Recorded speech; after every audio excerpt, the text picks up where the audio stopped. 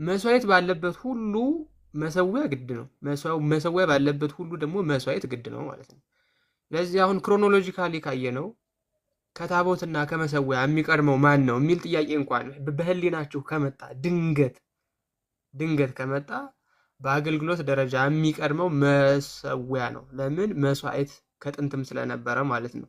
ታዲያ ታቦት ምንድን ነው የሚያስፈልገው የሚለውም በኋላ እንመለስበታለን። ለአሁኑ በፊት ነበር ያለውን ስላየን እሷን ብቻ ለማሳየት ነው። እንዲሁም አብርሃም አባታችንም መሰዊያን ሰርቶ ነበረ።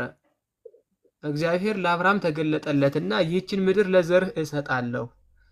እርሱም ለተገለጠለት ለእግዚአብሔር በዚያ ስፍራ ምን ሰራ ይላል? መሰዊያን ሰራ። ከዚያም በቤቴል ምስራቅ ወዳለው ተራራ ወጣ። በዚያም ቤቴልን ወደ ምዕራብ ጋይን ወደ ምስራቅ አድርጎ ድንኳኑን ተከለ። በዚያም ለእግዚአብሔር መሰዊያን ሰራ፣ የእግዚአብሔርንም ስም ጠራ ይላል። አያችሁት? መሰዊያን ሰራ። ይሄ ከሙሴ በፊት ነው። ታቦት ከመምጣቱ በፊት ነው። ስለዚህ አሁን ታቦት ሲመጣ የነበረውን አገልግሎት ነው የሚያስቀጥለው እንጂ ከመስዋዕት ውጪ ሌላ አገልግሎት ይዞ አይመጣም። ታቦት ቤዚክሊ ይህንኑ አገልግሎት ያስቀጥለዋል። ስለዚህ ታቦት ከመሰዊያ ተነጥሎ ሊታይ የሚችል ነገር አይደለም። ይህንን በደንብ አስረግጣችሁ ማወቅ አለባችሁ። ኦሪታዊት ታይካ ምንላት ወይም የኦሪት አዳራሽም የተለያየ መስዋዕት የሚቀርብባቸው የወርቅ የናስ መሰዊያዎች ነበሯቸው። እንደው ኦሪት ዘጸአት ምዕራፍ 39ን ሙሉን ብታነቡት የበለጠ ተረዱታላችሁ። እንደው ስፔሲፊካሊ ግን 39ና 40ን ብትመለከቱ እንኳን የወርቅ መሰዊያ፣ የናስ መሰዊያ ወዘተርፈ እንደነበረ መረዳት ትችላላችሁ። እጅግ በጣም በቀላሉ ማለት ነው። ስለዚህ መሰዊያ መስዋዕት ባለበት ሁሉ አለ። ያለ መሰዊያ መስዋዕት፣ ያለ መስዋዕትም መሰዊያ የለም። በቃ ግልጽ እና አጭር የሆነው ነገር ይሄ ነው የሚሆነው። ታዲያ ታቦት ከመጣ በኋላስ እንዴት ነው የሚሆነው? ታቦት ማለት ምን ማለት ነው የሚሉትን ምስጢራውያን ትርጓሜዎች ወንድማችን ዲያቆን ዘማርያም ካሳየን በኋላ ተመልሰን እንደመሆኔ በእኔ በኩል ከመልካ ኢየሱስም ከዛ ውጪም ክርስቶስ ራሱ ምስዋዕ እና ታቦት የተባለበትን ክፍሎች እያወጣን እንመለከታለን ማለት ነው ከነ ምስጢራዊ ትርጉማቸው። እግዚአብሔር ይስጥልን። ለመግቢያ ይሄን ያህል ካልኩኝ ወደ እንትን መልስ ያለው እግዚአብሔር ያክብርልን ወንድማችን መምህር ታላቁ በጣም እግዚአብሔር ያክብርልን። ግሩም የሆነ መግቢያ ትንተና ነው። እኛም አሁን የምናደርገውም ነገር ከዚህ ቀደም እንዳነሳ ነው እንደዚህ አይነት ጉዳዮች ሲነሱ ማንሳት የሚገባን ሁል ጊዜ ርዕሰ ጉዳዩን በደንብ አክተን ማድማትና ለርዕሰ ጉዳዩ ታማኝ ሆነን ሰፋ ያሉ ሀተታዎችን መስጠት፣ በዚህ ላይ ትኩረት ማድረግ ይገባናል እና አሁንም እኔ የማደርገው እሱን ነው። እንደ ድል እንጠቀመው ነው ባጭሩ። እንደዚህ አይነት ክስተቶችን ሁል ጊዜ እንደ ድል እንጠቀማቸው። የሆነ የምናማርበት ምናምን እንደዚህ ተከሰተ እኮ ምናምን ምንልበት ሳይሆን እንደ በጎ ድል ብንጠቀምባቸው እንማማርባቸዋለን፣ እናገኛቸዋለን። እሺ እስቲ እንመልከት። እንግዲህ ሞዴሬተሮች የተለየ ነገር ካለ ያ ማለት ድምፅ የማይሰማችሁና ምን ከሆነ ካሜራ ላዙርና ከዛ እንትን ትሉናላችሁ፣ ታሳዩናላችሁ፣ ትነግሩናላችሁ ማለት ነው። ኮመንቱን እንድንከፍትላችሁ ማለት ነው። ከተሰማችሁ ግን በቃ በቂ ነው ለማለት ያክል ነው። እሺ እስቲ መነሻችን መጽሐፍ ቅዱስ ስለምናደርግ ከዚህ ከመጽሐፍ ቅዱስ እስቲ እየተነሳን የተወሰኑ ነጥቦች አሁን ታላቁ ያለንን ነገር ደንባክተን እናነሳዋለን። እግዚአብሔር በመካከላችን ተገኝቶ የራቀውን አግሎቶ የተሰወረው ሚስጥር ገልጾ እንዲያስተምረን የሱ መልካም ፈቃድ ይሁንልን። ሶስት መሰረታዊ ጉዳዮች ተነስተው ነበረ። ትዝ ይላችሁ እንደሆነ ሶስት መሰረታዊ ጉዳዮች ተነስተው ነበረ። ገበታ፣ ጠረጴዛ ከእንደገና ደግሞ ታቦት የሚል። እኛ ግን አሁን ከዛም ትንሽ ላቅ እናድርገውና ገበታ ማዕድ የሚለው ምንድን ነው? አንድ መስዋዕት መሰዊያ ምንድን ነው? ታቦቱ ምንድን ነው? ከእንደገና ደግሞ ጠረጴዛ የሚለው ምኑን ነው? ይህንን በደንብ ማየት አስፈላጊ ነገር ነው። እስቲ መጀመሪያ መጽሐፍ ቅዱስ የመነሻ እናድርግ። እንዲህ የሚል አለ። መነሻ የምናደርገው በዚህ በኦሪት ዘጸአት በምዕራፍ 25 ላይ ነው። ገበታ የሚለውን ቃል በመጽሐፍ ቅዱስ ጽፎ የምናገኘው ኦሪት ዘጸአት እዚህ ምዕራፍ 25 ቁጥር 23 ከዚህ ማለት ነው እስከ 30 ድረስ ያለው ነው። እስከዚህ ድረስ ያለው ምንድነው የሚለው? ርዝመቱም 2 ክንድ ወርዱም 1 ክንድ ቁመቱም 1 ክንድ ተኩል የሆነ ገበታ ከግራር እንጨት ስራ ነው የሚለው። እችን ገበታ የሚለው ከምን እንደሚሰራው ይሄ ታቦት አይደለም ያለው፣ ገበታ ነው የሚለው። በዕብራይስጡ ሹልቻን ይለዋል። ሹልቻን ማለት ምን ማለት ነው ስንል ገበታውን ጠረጴዛ ማለቱ ነው። ምንድነው ማስረጃችን? በራሱ በዕብራይስጡ እንመልከተው እስቲ። በዚሁ በኦሪት ዘጸአት ራሷን ቃሏን እቺ አሁን ገበታ የምትለዋን ቃል እንዴት አድርጎ እንደተረጎማት እንያት። ኦሪት ዘጸአት ምዕራፍ 25 ቁጥር 23 ላይ ማለት ነው። ምን ብሎ እንደሚተረጉማት እንይ። ተመልከቱ። ኤቴብል አይልም እዚህ ጋር ምዕራፍ 25 ቁጥር 23 ላይ እዚች ጋር ከግራር እንጨት ምን ገበታን ከግራር እንጨት ሰራች። ገበታን የምትለዋን ምን ይላል? አካሺያ ኦፉድ፣ ያ ማለት አካሺያ ማለት የግራር እንጨት ነው። ኤቴብል ይላል። ኤቴብል የሚለው እዚህ ጋር ሹልቻን ይላል። ምን ማለት ነው ይሄኛው ብላችሁ ስትተረጉሙት ምን ይላል? ዩዜጅ ቴብል አይልም እዚህ ጋር። ሹልቻን ማለት ምን ማለት ነው? ኤቴብል ነው ይላል። ስለዚህ እዚህ ጋር ገበታ የሚለው ጠረጴዛ ማለት ነው። ሹልቻን ብሎ ይጠራዋል። ስለዚህ ገበታን ስራ ያለው ከዚህ የተነሳ ነው። መጽሐፍ ቅዱሳዊ ማስረጃዎቻችን ማየት ስላለብን ማለት ነው። ስለዚህ ይሄ ምንድነው ግን ምሳሌነቱ? አሁን የዝርዝር ጉዳይ ገበታው እንዴት እንደሚሰራ መተንተን አለ የኛ ዓላማ። ጉዳያችን ግን ይሄ ገበታው ላይ የሚሰሩት መሰዊያዎቹ ምናምኖቹ ከምን አንጻር ምን እንደሚቀመጥበት ስንመለከት እዚህ ጋር በደንብ አስፋፍቶ ጽፎልናል። እኔ ግን አሁን ትርጓሜውን ላሳያችሁ፣ አንድምታችን ማለት ነው። የግል ትርጉም እንዳይመስል ኦሪት ዘጸአት የኛ ሊቃውንቶች ምን ብሎ ተረጎሙ? ከቋንቋ ባሻገር ማለት ነው።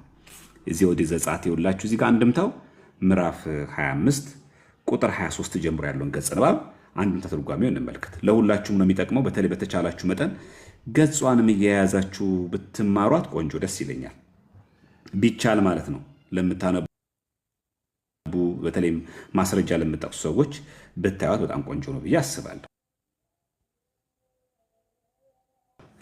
እሺ እንያት እስቲ ምን ብለው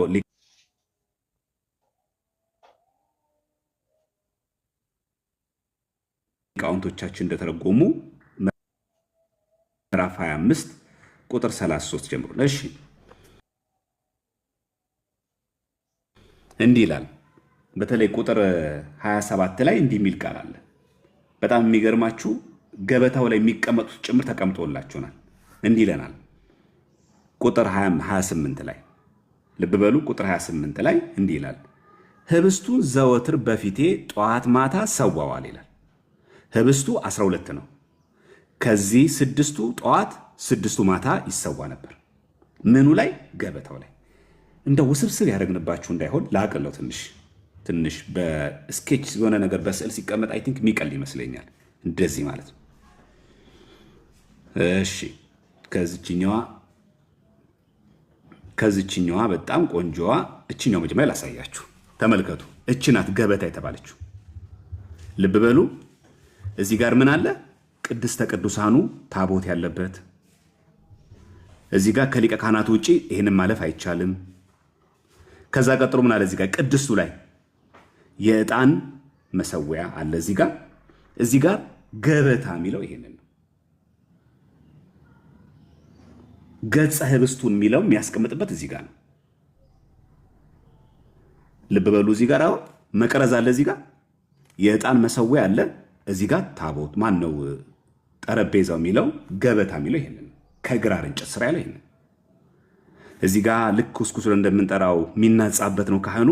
እዚህ ጋር ደግሞ የእንስሳ መስዋዕት የሚቀርብበት ነው። ሰው ይመጣል ከውጪ በደለኛ ኃጢአት የሰራ ሰው በደሉን ኃጢአቱን በፍየሉ ላይ ወይ በበጉ ላይ እጁ እንደዚህ ይጭናል። የሰውየው ኃጢአት ወደ በጉ ይተላለፋል። ካህኑ እዚህ ጋር ይናጻና በጉን እዚህ ጋር ይሰዋል። ይሄ ምን ይባላል? የእንስሳት መሰዊያ በውጭ በኩል። ህዝቡ እስከዚህ ብቻ ነው የሚገኘው። ከዚችኛዋ ወደ ውስጥ ቅድስ ብለን የምንጠራው ምን አለ? እዚህ ጋር በጠረጴዛው ላይ ያ ማለት በገበታው ላይ 6 ህብስት ጠዋት 6 ህብስት ማታ። የምን ምሳሌ ነው? የ12ቱ ነገደ እስራኤል። እሺ እዚህ ጋር ምን አለ? መቅረዝ። እዚህ ጋር ምን አለ? የዕጣን መሰዊያ። እዚህ ጋር ማለት ታቦት አለ። የበለጠ ግልጽ ለማድረግ እንደዚህ ማለት። እዚህ ጋር ከውጭ ነው ጌት መግቢያ ነው። እዚህ ጋር መሰዊያ አለ፣ የእንስሳት መሰዊያ የሚሳዋበት ካህኑ አርዶ የያናንሱ ኃጢአት የሚያሰርይበት። እዚህ ጋር የሚገባው በዓመት አንዴ ነው። ቅድስተ ቅዱሳኑ ታቦቱ ያለበት እችኛዋ የዕጣን መሰዊያ ናት። እችኛዋ ናት ገበታው የሚለው የበለጠ በስዕል መንገድ ደግሞ አይ ቲንክ እችኛዋ ጥሩ ትመስለኛለች ለሁላችሁም። እስቲ እችኛዋን ባሳያችሁ ትንሽ የበለጠ ግልጽ የምትሆነዋን ነገር ከፍቼ ላሳያት ብዬ ነው። ይሄኛው ማለት ነው። አይ ቲንክ ይሄኛው ግልጽ ይመስለኛል አሁን ይታያችሁ ከሆነ። ይሄኛው ምን አለ ታቦቱ ያለበት፣ እችኛዋ ምኑ ያለበት ነው። ታቦቱ ማን ነው የሚገባው? ሊቀ ካህናቱ። መቼ? በዓመት አንዴ። እንቀጥል። እዚች ጋር ምን አለች? ጠረጴዛ አይታችሁም? እዚህ ጋር ምን አለ? 12 ህብስት። እችኛዋ ማለት የቱ ጋር ነው ያለው? ታቦቱ ያለበት ቅድስተ ቅዱሳን አይደለም፣ ቅድስት ላይ። እዚህ ጋር ምን አለ? የሚንበለበል ዕጣን ይታያችኋል። እዚህ ጋር ዕጣን ማጠኛ። እዚህ ጋር ምን አለው? መቅረዝ። ከዚች መጋረጃ ወደዚህ የሚገቡት እነማን ናቸው? ካህናት። ከዚህ ወደዚህ የሚገባው ማን ነው የሚገባው? ሊቀ ካህናቱ ብቻ። እዚህ ጋር ምን አለ? ይናጻል። እዚህ ጋር ምንድነው? በየዕለቱ የሚሰዋ መስዋዕት አለ። የምን? የእንስሳ መስዋዕት። እዚህ ጋር የሚገባው በዓመት አንዴ ነው። በየቀኑ ምን አለ ደግሞ? እዚህ ጋር ጠዋት 6 ማታ 6 12 ምን ይደረጋል? ህብስት ይታቆታል። እዚህ ጋር ይናጻል። እዚህ ጋር ደግሞ የዕለት መስዋዕት ይሰዋል። በፍየሉ ወይም በበጉ ላይ እጁን ይጭናል። እዚህ ጋር ካህኑ ይሰዋዋል። ይሄ በየቀኑ ነው። በዓመት አንድ ሊቀ ካህናቱ ግን እዚህ ይገባል። ይሄ ዕጣን ይታጠናል፣ አይቋረጥም። የእግዚአብሔርን ሁል ጊዜ መግቦት ልክ ዕጣን እየተንበለበለ እንደሚሄደው እግዚአብሔር ህዝቡን እንደማይተው መግቦቱ እንደማይቋረጥ ማሳያ ነው። ከእንደገና ስች ምን ትደረጋለች? ህብስት ደግሞ አለ።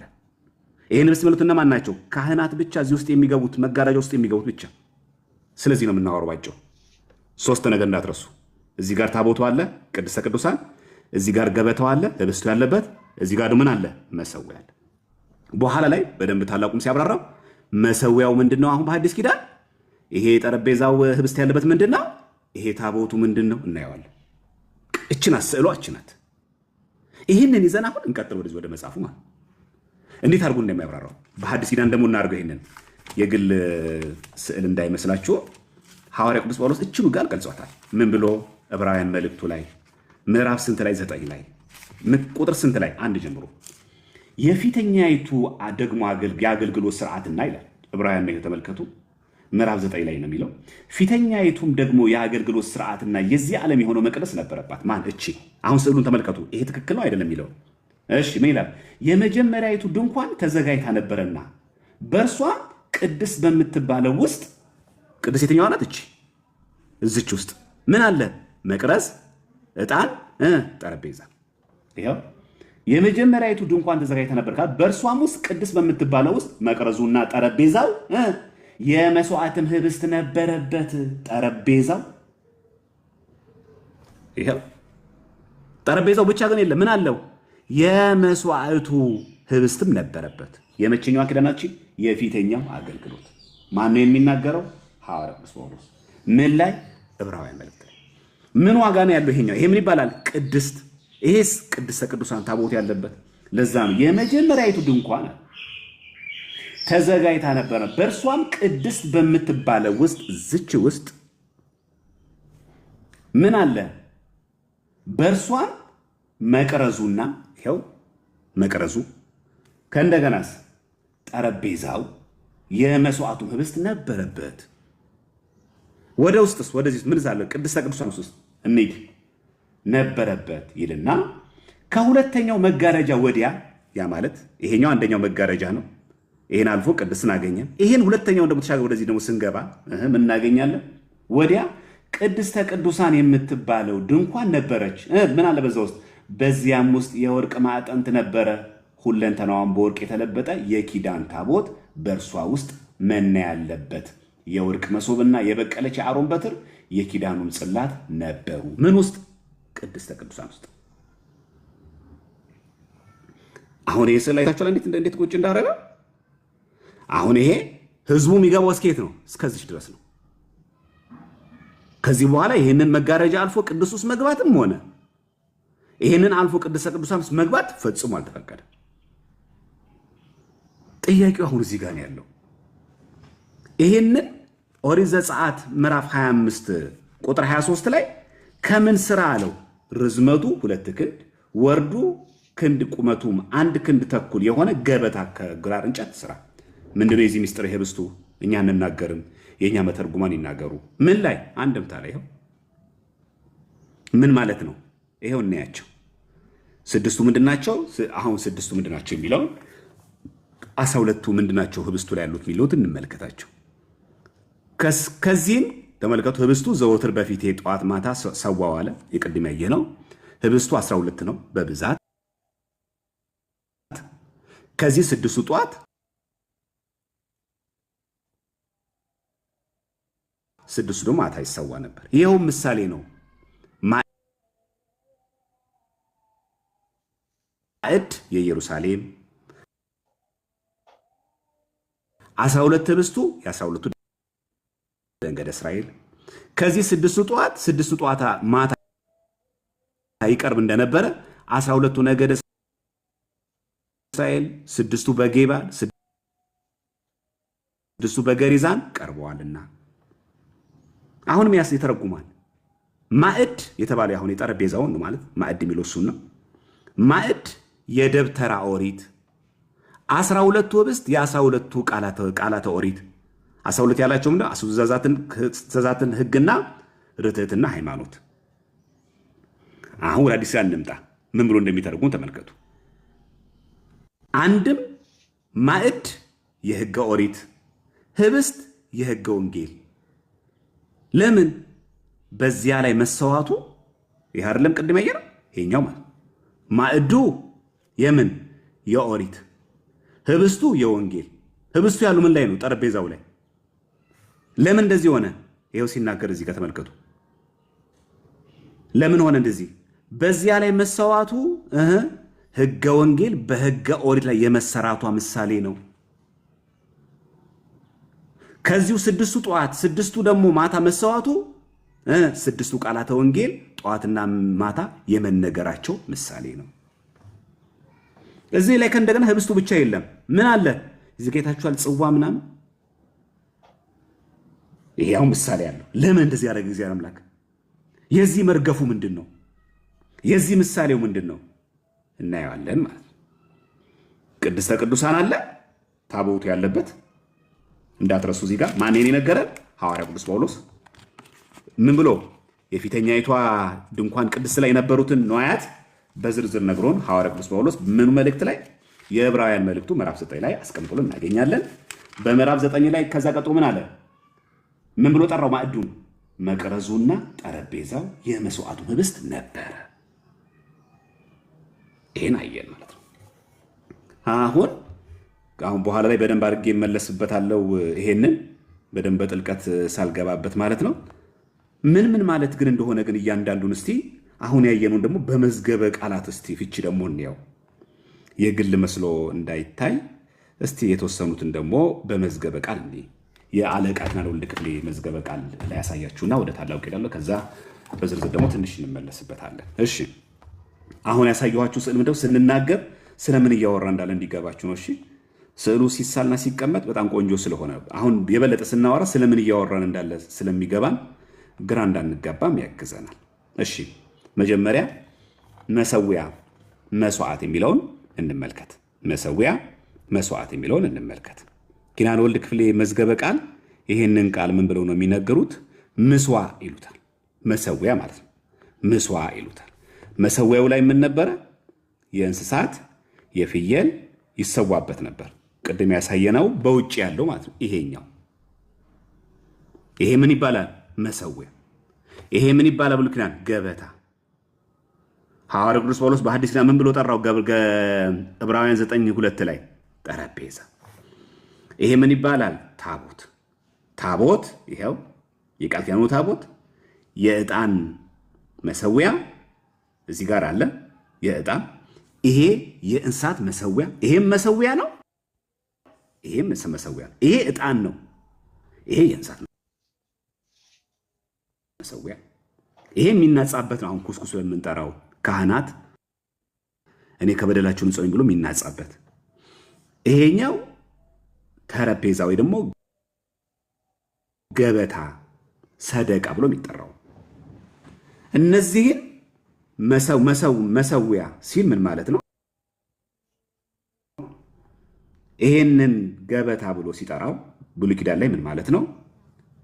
በሐዲስ ይሄን ደግሞ ታቦት ብሎ ሲጠራው ምን ማለት ነው? ይሄንን ካየን በኋላ አሁን የምናየው ማለት ነው። አሁን ጥያቄ ልጠይቃችሁ። በብሉይ ኪዳን ዘመን መሰዊያውና ታቦቱ አንድ አይነት ናቸው? አይደሉም።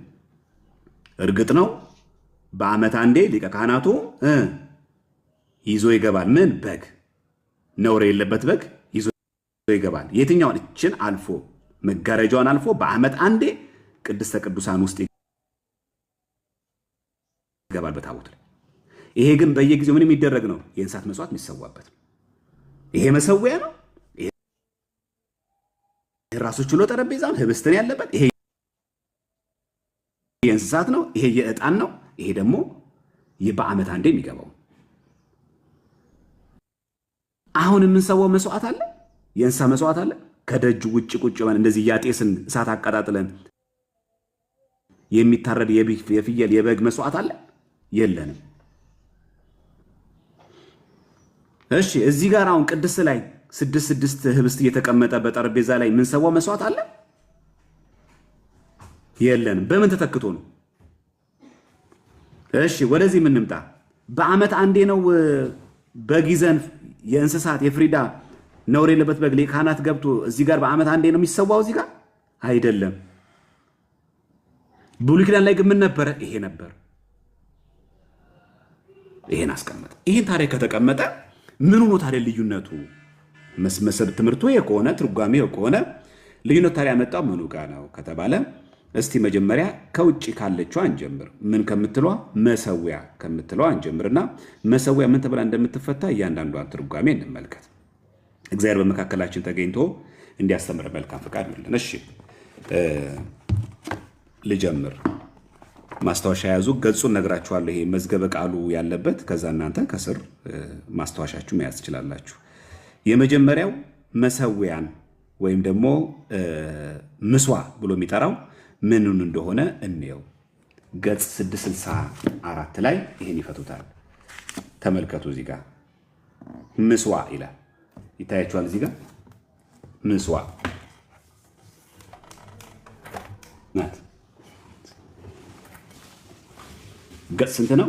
664 ምስዋ በብዙ ቁጥር መስዋዕት፣ በቁሙ መሰዊያ፣ መስዋዕት ማቅረቢያ፣ ማረጃ፣ ማንደጃ ቦታ። መቼ? ምድጃ የብሉይ። ይኸው እዚህ ጋር የቱ ጋር ነው መሰዊያ ያለው? ይኸው ከውጭ በኩል ከዚህ መጋረጃ ሳንገባ ወደ ቅድስት ቅዱሳን ሳንገባ ይሄ ምን ይባላል? ቅድስት። ልክ አሁን በየቤተክርስቲያን ምን ተብሏል? አሁን ይሄ ቀኔ ማህሌት፣ ይሄ ቅድስት፣ ይሄ ደግሞ መቅደስ። አሁን በአዲስ ኪዳን እዚህ ጋር ተመልከቱ።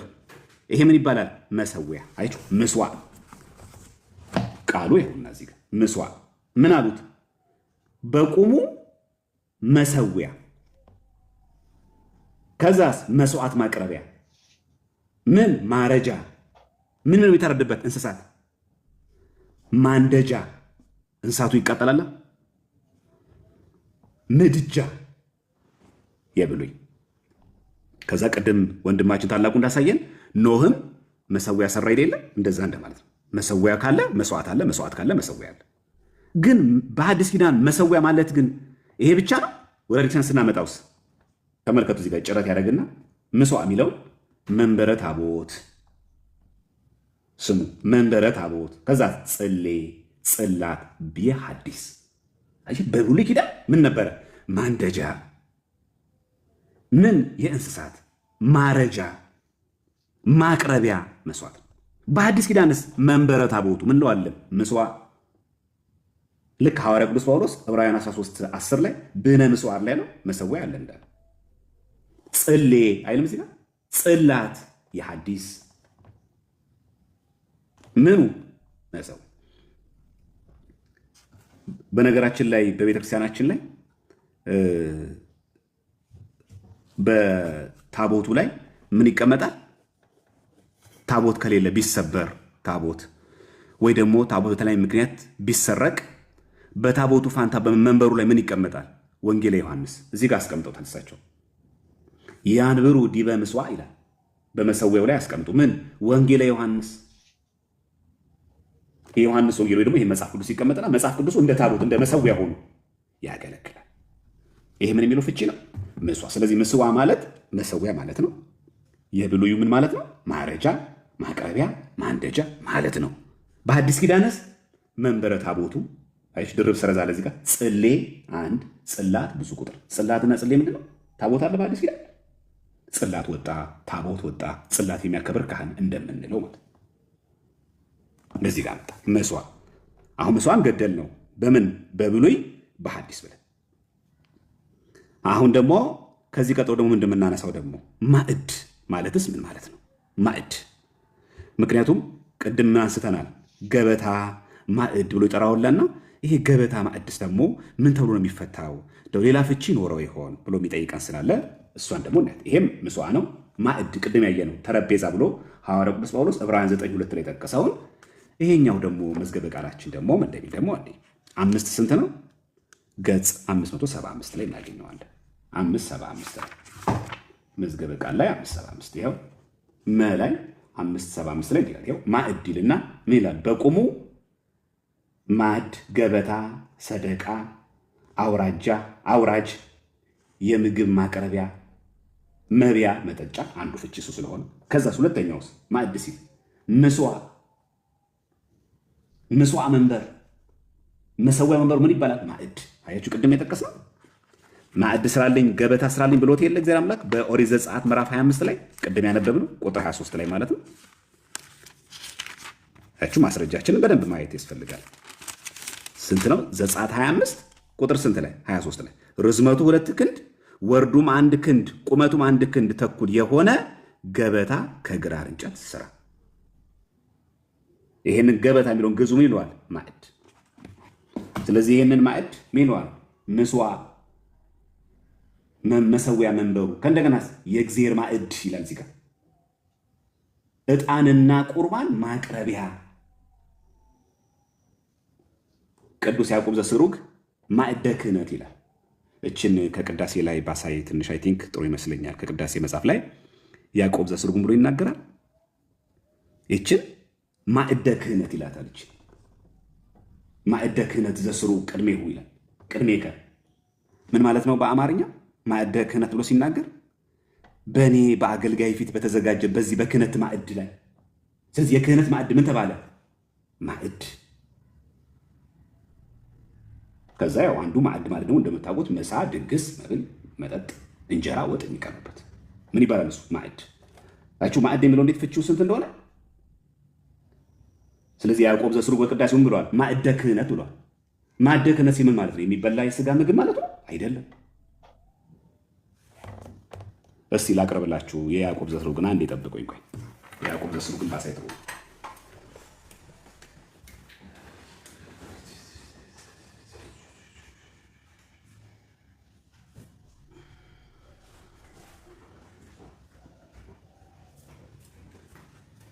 ይሄኛው የያዕቆብ ዘስሩግ ቅዳሴ ብቻ ክፍል ነው የምናየው ደግሞ ምንጭ የምናደርገው መጽሐፈ ቅዳሴ ይሄ ጉልህ ነው። በግዕዝና በአማርኛ ሆኖ የታተመው ደግሞ የት ነው?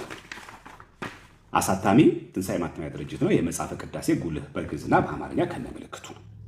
አሁን ያዕቆብ ዘስሩግ ቅዳሴ ላይ ያዕቆብ ዘስሩግ ማዕድ ብሎ የጠራው ምን እንደሆነ እንየው ማለት ነው። ራሱ ማለት ነው ማዕደ ክህነት ብሎ ሲጠራ ምን ማለቱ እንደሆነ ከያዕቆብ ዘስሩግ እስቲ ያዕቆብ ዘስሩግ ቅዳሴው ላይ ይህንን እናገኘዋለን ማለት ነው። እስቲ ያዕቆብ ዘስሩግን እንየው። ቁጥር 25 ላይ ይህንን ያብራረዋል።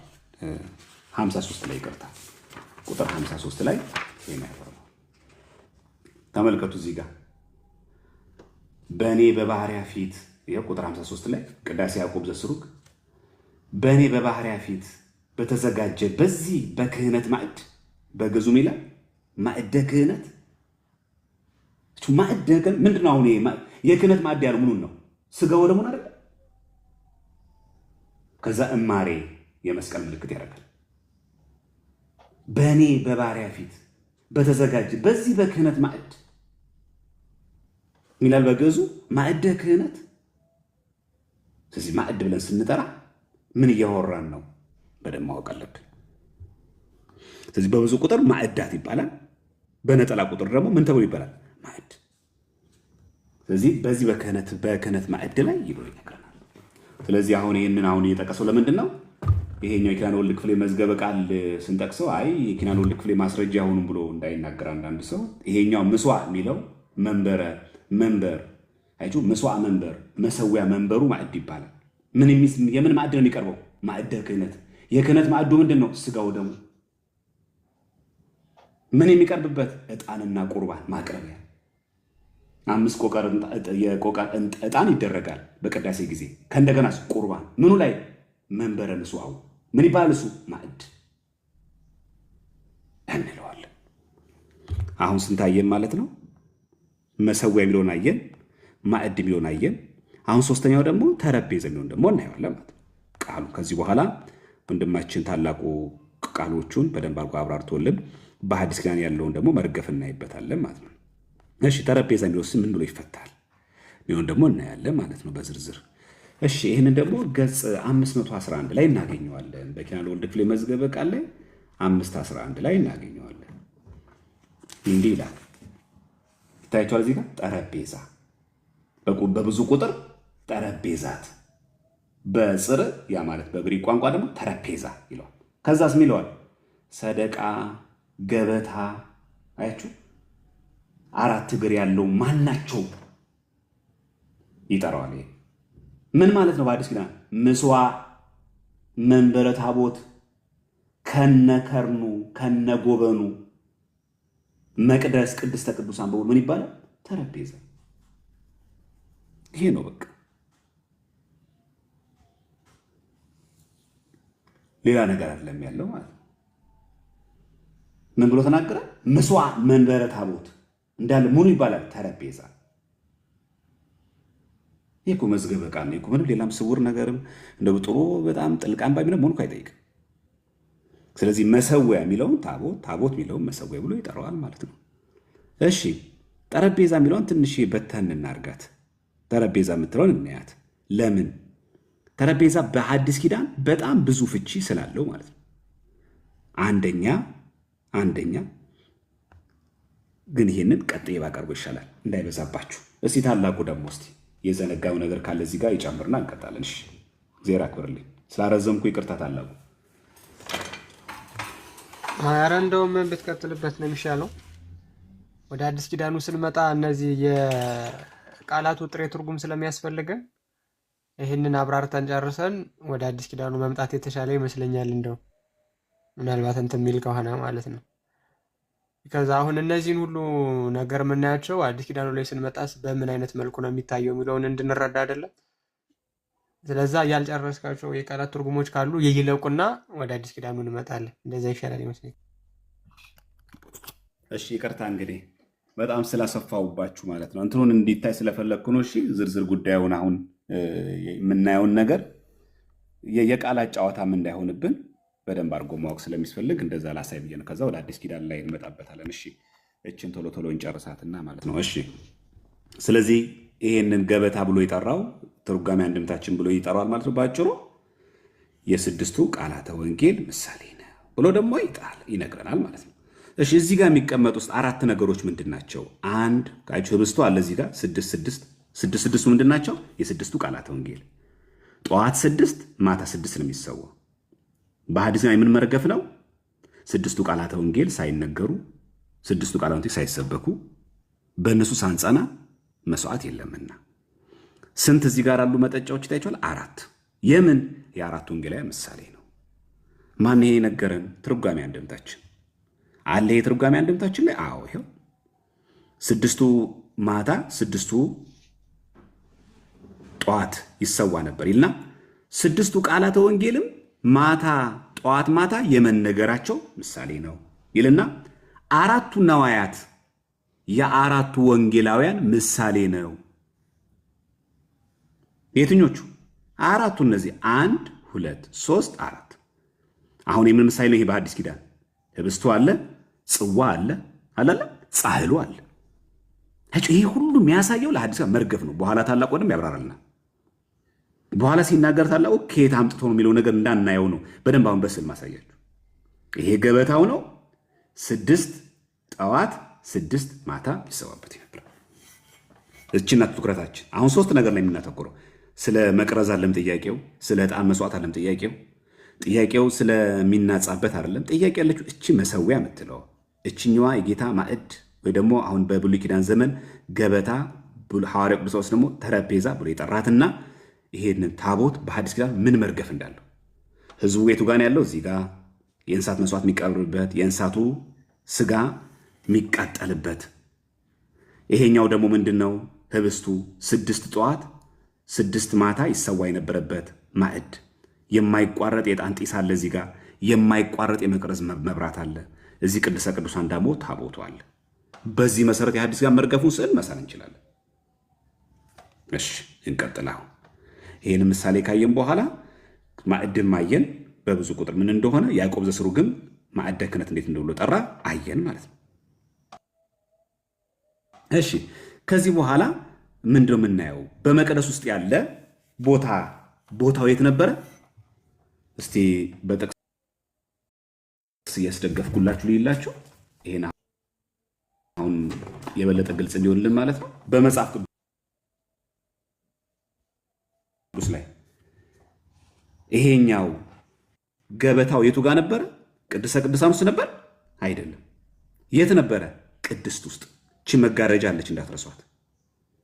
ይሄ ታቦቱ ያለበት እዚህ ጋር አለ፣ እዚህ ውስጥ ነው ያለው።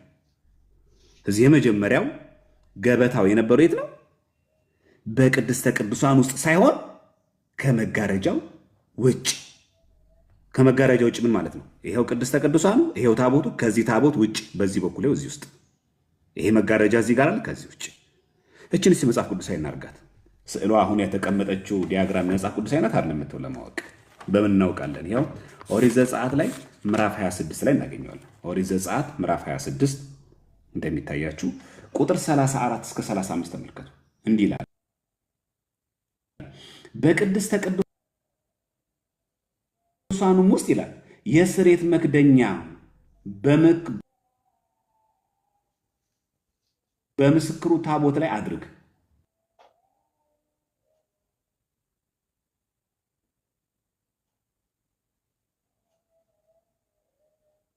የስሬት መክደኛ ምን አለ? ታቦቱ ጋር የትኛው? በቅድስተ ቅዱሳን። እሺ ይሄ ቅድስተ ቅዱሳኑ ነው። ከዛስ በመጋረጃው ውጪ በየትኛው?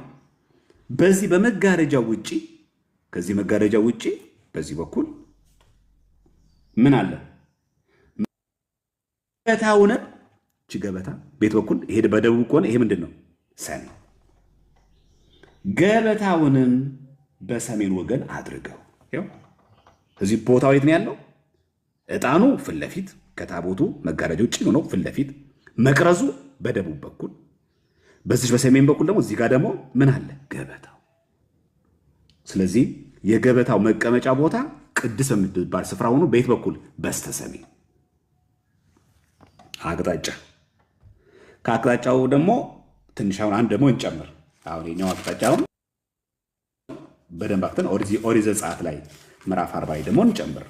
ኦሪት ዘጸአት ምዕራፍ 40 ላይ ይኸው እዚህ ጋር ቁጥር 21 እስከ 23 ደግሞ ተመልከቱ። እንዲህ ይለናል፣ ታቦቱን ወደ ማደሪያው አገባ ይላል። ልክ እግዚአብሔር አምላክ እንዳዘዘው ቅድም እንዳዘዘው ማለት ነው። ቁጥር 26 ላይ እንዳዘዘው፣ ምዕራፍ 26 ላይ እንዳዘዘው ሙሴ ምን አደረገ? ታቦቱን ወደ ማደሪያው አገባ። ወደ የትኛው አገባው? ማደሪያዊቱ ነው የታቦቱ። እዚህ ቅድስተ ቅዱሳን አስገባው። እሺ ከዛስ የሚሸፍነውን መጋረጃ አድርጎ የምስክሩን ታቦት ሸፈነ። አለቀ። መጋረጃ ተደረገ። እዚህ ጋር ታቦቱ እዚህ ጋር ገባ። ቅድስተ ቅዱሳን ነው፣ ተሸፈነ። እግዚአብሔር ሙሴን እንዳዘዘው ይኸው ገበታውን ይሄኛውን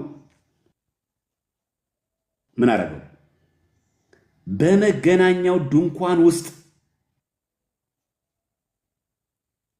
የቱ ጋር? ከመጋረጃው ውስጥ ውጪ፣ ይኸው ከመጋረጃው ውጪ በማደሪያው በሰሜን በኩል አኖረው። ከዛስ እንጀራውንም ህብስቱን ማለቱ ነው በላዩ በእግዚአብሔር ፊት አሰናዳ። ይኸው በሰሜን በኩል ምዕራፍ 26 ላይ የመከረውን ምክር የነገረውን ትእዛዝ ኦሪት ዘጸአት ምዕራፍ 40 ላይ የመጨረሻው ምዕራፍ ነው ኦሪት ዘጸአት። ከዛ ኦሪት ዘሌዋውያን ነው ቁጥር 21 እስከ 22 ላይ ያስቀምጣል። እንዴት አሁን መጀመሪያ ደብተር ኦሪትን በህሊናችን እንሳላት። መጀመሪያ በሰሜን በኩል አደረገው እግዚአብሔር እንዳዘዘው። አይቹ እዚህ የሚናገረው እንደዛ ነው። እግዚአብሔር ሙሴን እንዳዘዘው ነው የሚለው እዚህ ጋር ቁጥር 22 ላይ። ከዛስ እግዚአብሔር ሙሴን እንዳዘዘው መቅረዙን በመገናኛው ድንኳን ውስጥ በገበታው ፊት ለፊት አኖረው። መቅረዙን እዚህ ጋር ፊት ለፊት አይቹ በገበታው ፊት ለፊት ያለው ምንድን ነው? መቅረዝ። ገበታው ምኑ ፊት ለፊት ነው ያለው? መቅረዙ ፊት ለፊት። ገበታውስ ምን ፊት ለፊት ነው? መቅረዝ ፊት ለፊት። መቅረዙ ምን ፊት ለፊት ነው? ገበታው ፊት ለፊት። ገበታው በስተሰሜን፣ መቅረዙ በስተደቡብ በኩል። ስለዚህ ቦታው የት ነው ያለው? በቅድስተ ቅዱሳን ውስጥ። እሺ ይሄ ገበታ ንዋየ ቅድስ ይባላል አይባልም? ይባላል። ማን የነገረን? መጽሐፍ ቅዱስ። ምኑ ጋር? በዚህ በኦሪት ዘጸአት በምዕራፍ 30 ኦሪት ዘጸአት ምዕራፍ 30 ቁጥር 26 እስከ 28 ተመልከቱ። 26 የመገናኛውንም ድንኳን የምስክሩንም ታቦት ያው የመገናኛው ድንኳን ይሄ እንዳለ የምስክሩንም ታቦት ምን እናድርገው?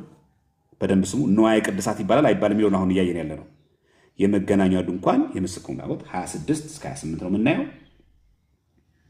የመገናኛው ድንኳን የምስክሩን ታቦት ገበታውንም ይሄው ገበታውንም ከእንደገና ዕቃዎቹንም እነዚህ ተመልከቱ። እዚህ ጋር የመገናኛ ድንኳን የምስክሩን ታቦት ገበታውንም ዕቃውንም ሁሉ መቅረዙንም ዕቃውንም የዕጣኑ መሰዊያውን ለሚቃጠል መስዋዕት የሚሆነው መሰዊያውና ዕቃውን ሁሉ የመታጠቢያውንም ሰን የመታጠቢያው ሰን ይህንን መሰዊያ ይህንንም መቅረዝ ይህንንም ዕጣን ይህንንም መቅረዙ ሙሉ አችሁ ቅድስተ ቅዱሳን ናቸው። ማን ነው? ንዋየ ቅድሳት ናቸው። መቅረዙ አለ፣ ገበታው አለ። ገበታው ላይ የተቀመጡ ህብስቱና ንዋየ ቅድሳት አሉ። የዕጣን መሰዊያ እዚህ ውስጥ አለ፣ ቅዱስ ውስጥ። እዚህ ጋር መታጠቢያው አለ። እዚህ ጋር ደግሞ የእንስሳት መሰዊያ አለ፣ የሚቃጠልበት የእንስሳት መሰዊያ። ምን አድርጋቸው? እነዚህ የተቀደሰ ቅብዓት ይኸው እዚህ ጋር ትቀባበታለህ አይልም? እዚህ ትቀባበታለህ ንዋየ ቅድሳት። ይህም ተቀብቷል። ስለዚህ ማንም ሰው ዝም ብሎ የሚነካው አይደለም። መቅረዙን የዕጣኑን መሰዊያ እዚህ ጋር ያለውንም ዕቃዎቹንም ገበታውን ቃል በቃል መጽሐፍ ቅዱስ ያስቀመጠል። ገበታውንም ዕቃውንም ሁሉ መቅረዙንም ዕቃውንም የዕጣኑ መሰዊያው ለሚቃጠል መስዋዕት የሚቀርበውን የሚሆነው መሰዊያና ዕቃውን ሁሉ የመታጠቢያውን ሰንና መቀመጫውን ትቀባበታለህ ነው። ቅብአ ሜሮን የተቀባበት የተቀደሰ ቅባት። በሐዲስ ኪዳን አሁን ምን ትርጓሜ እንዳለው እናመጣዋለን። ይሄ መርገፍ እናያለን። መጀመሪያ ምን አየን? ቦታው ቅድስተ ቅዱሳን አይደለም የሚቀመጠው፣ ቅዱስ ውስጥ ነው። ሁለተኛው ንዋየ ቅድስ ነው ገበታው። ስለዚህ ተራ ንብረት አይደለም። እሺ በዚህ በገበታው ላይ ምን ይቀመጣል? እነዚህ ህብስቶች ማን አስቀምጦ ያለው? እግዚአብሔር። መጽሐፍ ቅዱስ ላይ አለ? አዎ አለ። ምን ጋር? ኦሪት ዘኍልቍ ምዕራፍ ስንት? 4 ቁጥር ስንት ላይ? 7 ላይ። ይኸው ኦሪት ዘኍልቍ ምዕራፍ 4 ቁጥር 7 በገጸ ህብስት፣ ይሄ ህብስት ማለት ነው። በገጸ ህብስት ገበታ ላይ ሰማያዊውን መጎናጸፊያ ይዘርጉበት፣ በእርሱም ላይ ወጭቶችን፣ ይኸው ወጭት፣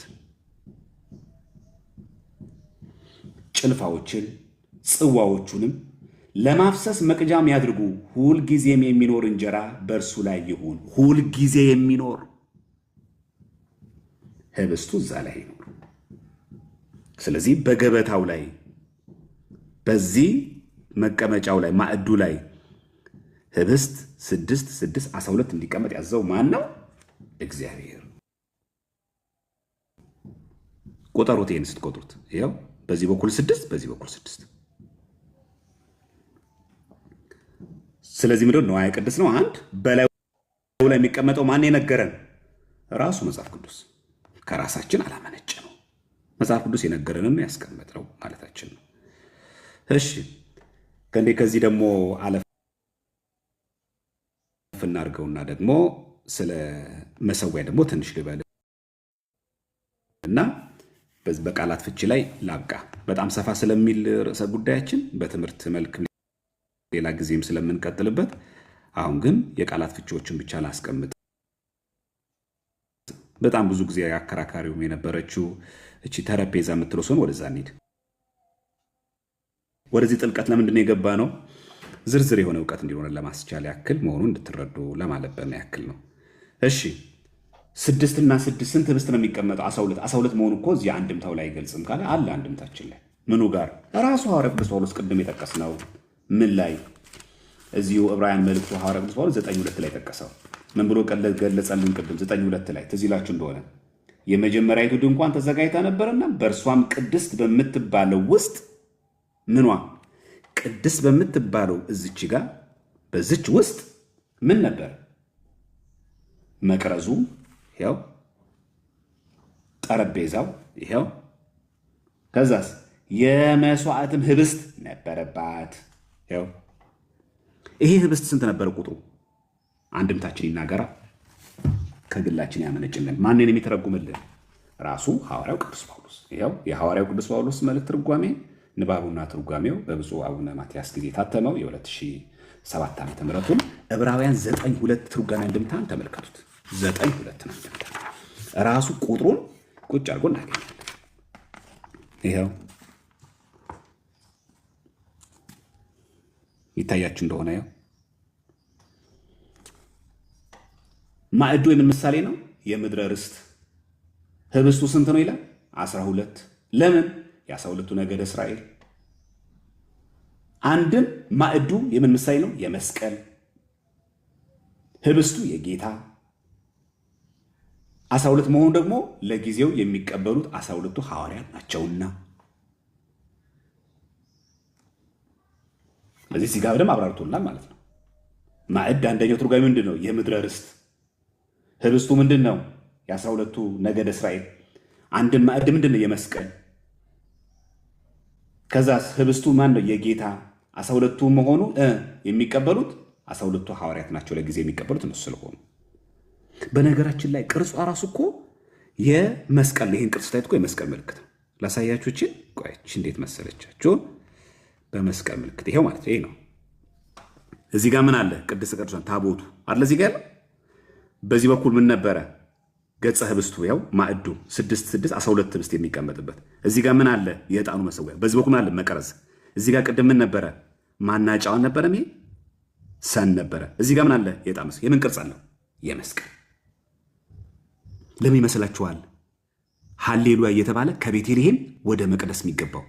ቤተልሔም ጌታ የተወለደባት ምሳሌ፣ ህብስቱ ተዘጋጅቶ የሚመጣበት ህብስቱና ወይኑ። ከዛ ወዴት ይመጣል? ወደ መቅደስ። መቅደስ የምን ምሳሌ ናት? የቀራንዮ የመስቀል ምሳሌ ናት። አችሁስ ቤተ መቅደሷ ራሷ ስዕሏ ራሱ መስቀል ነው። መርገፉ ለምንድን ነው? ለሐዲስ ኪዳን አይታችኋል። ታቦቱ እዚህ ጋር አለ። በደቡብ በኩል መቅረዙን አስቀምጠው ብሎታል። በሰሜን በኩል ገጸ ህብስቱን አስቀምጥ ብሎታል። መሀል ላይ እዚህ ጋር የዕጣን መሰዊያ አለ። እችኛዋ ከዚህ በላይ ያለችዋ ቅድስተ ቅዱሳን ናት። እችኛዋ ቅድስት ናት። እዚህ ጋር እችን ስዕል ይኸው እዚህ ጋር ተመልክቷት። ራሷን እችን ስዕል ይኸው እንደዚህ መጣር እንደዚህ ያደረገ ይኸው እንደዚህ መጥቶ ይኸው ከዚህ እንደዚህ መጣ። ከዛ መስቀል ምልክት ሰራ። ከታች ትመጣላችሁ እንደዚህ ይኸው እስከዚህ እስከ ታቦቱ። ከዛ እዚህ ጋር መቅረዝ ወደዚህ ጋር ስታደርጉት እስከ ማዕዱ ድረስ የመስቀል ምልክት። መርገፉ ራሱ የሚያሳይ መሰዊያ ራሱ አንዱ ትርጓሜ መስቀል ተብሎ ስለሚፈታ ማለት ችን ስዕል በደንብ ማየት ነው። በዚህ ጋር የምታዩት ይሄው ነው። በቃ ይሄው ታቦቱ እዚህ ጋር አለ። በዚህ ጋር መቅረዝ አለ። በዚህ በኩል ገጸ ህብስቱ አለ። እዚህ ጋር የዕጣን መሰዊያ አለ። እዚህ ጋር ሰኑ አለ። እዚህ ጋር ደግሞ የሚቃጠለው የእንስሳት መስዋዕት አለ። ይሄታችሁ እንደዚህ መስቀል። ስለዚህ ደብተራ ኦሪት ራሷ ቅርጿ ራሱ ሲሰራ የነበረው በኋላ ለሚፈጸመው ነገርነት ራሱ ምሳሌ ስለነበረች ነው። ለዛ ነው ምሳሌ ነበር ማለት። እሺ ይሄን አክል ስል ስለዚህ 12 መሆኑን የነገረን ማለት ይሄው ትርጓሜ የቤተክርስቲያናችን ትርጓሜ አንድምታ ስላስቀመጥን። እሺ ቁጥር 3 ላይ ደግሞ በጣም የሚገርም ምሳሌ ደግሞ አለ። ከሁለተኛው መጋረጃ ምን አለ ይላል ሐዋርያው ቅዱስ ጳውሎስ። ሁለተኛ መጋረጃ ላይ ምን አለ? ቁጥር 3 ላይ ምን አለ? ከሁለተኛውም መጋረጃ ወዲያ ቅድስተ ቅዱሳን የምትባለው ድንኳን ነበረች። በዚያም ውስጥ የወርቅ ማዕጠንት ነበረ። ማዕጠንት የት ነው የሚቀመጠው? ማዕጠንቱ የት ነው የሚቀመጠው? እዛ ውስጥ ምኑ ጋር? ሲታቦቱ ያለበት ቅድስተ ቅዱሳን ውስጥ የወርቅ ማዕጠንት በደንብ ስሙ። ጳውሎስ ነው የሚነግረን። የወርቅ ማዕጠንት ከዛስ ሁለንተናውም በወርቅ የተለበጠ የኪዳኑ ታቦት ይኸው። ከእንደገናስ በእርሱም ውስጥ መና ያለበት የወርቅ መሶብና የበቀለች አሮን በትር የኪዳኑም ጽላት ነበሩ። ይሄ ምሳሌነቱ ምንድን ነው? ይኸው ምሳሌነቱ እዚህ ትርጓሜ አንድምታችን ይናገራል። ቅድስት እችኛዋ ማለት ነው። ቅድስት የምን ምሳሌነት ይላል? የዚህ ዓለም ቅድስተ ቅዱሳን የመንግስት ሰማያት። እቹ ቅድስት የዚህ ዓለም፣ ቅድስተ ቅዱሳን ደግሞ የመንግስት ሰማያት። አንድም ቅድስት የስጋ፣ ቅድስተ ቅዱሳን የነፍስ።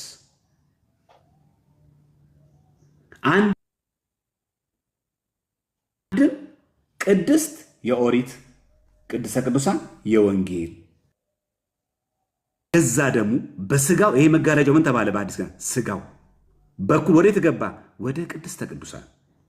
በስጋው መጋረጃው በኩል አይደል የሚለን ሐዋርያ ቅዱስ ጳውሎስ።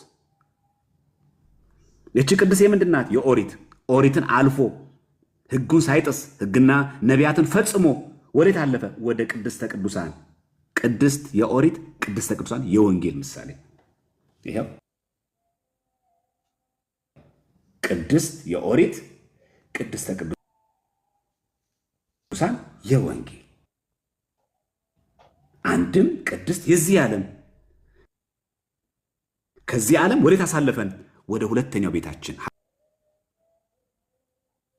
ሀገራችን በሰማይ ያደረገልን ወደ ቅድስተ ቅዱሳን አስገባን። ስለዚህ ቅድስት የዚህ ዓለም፣ ቅድስተ ቅዱሳን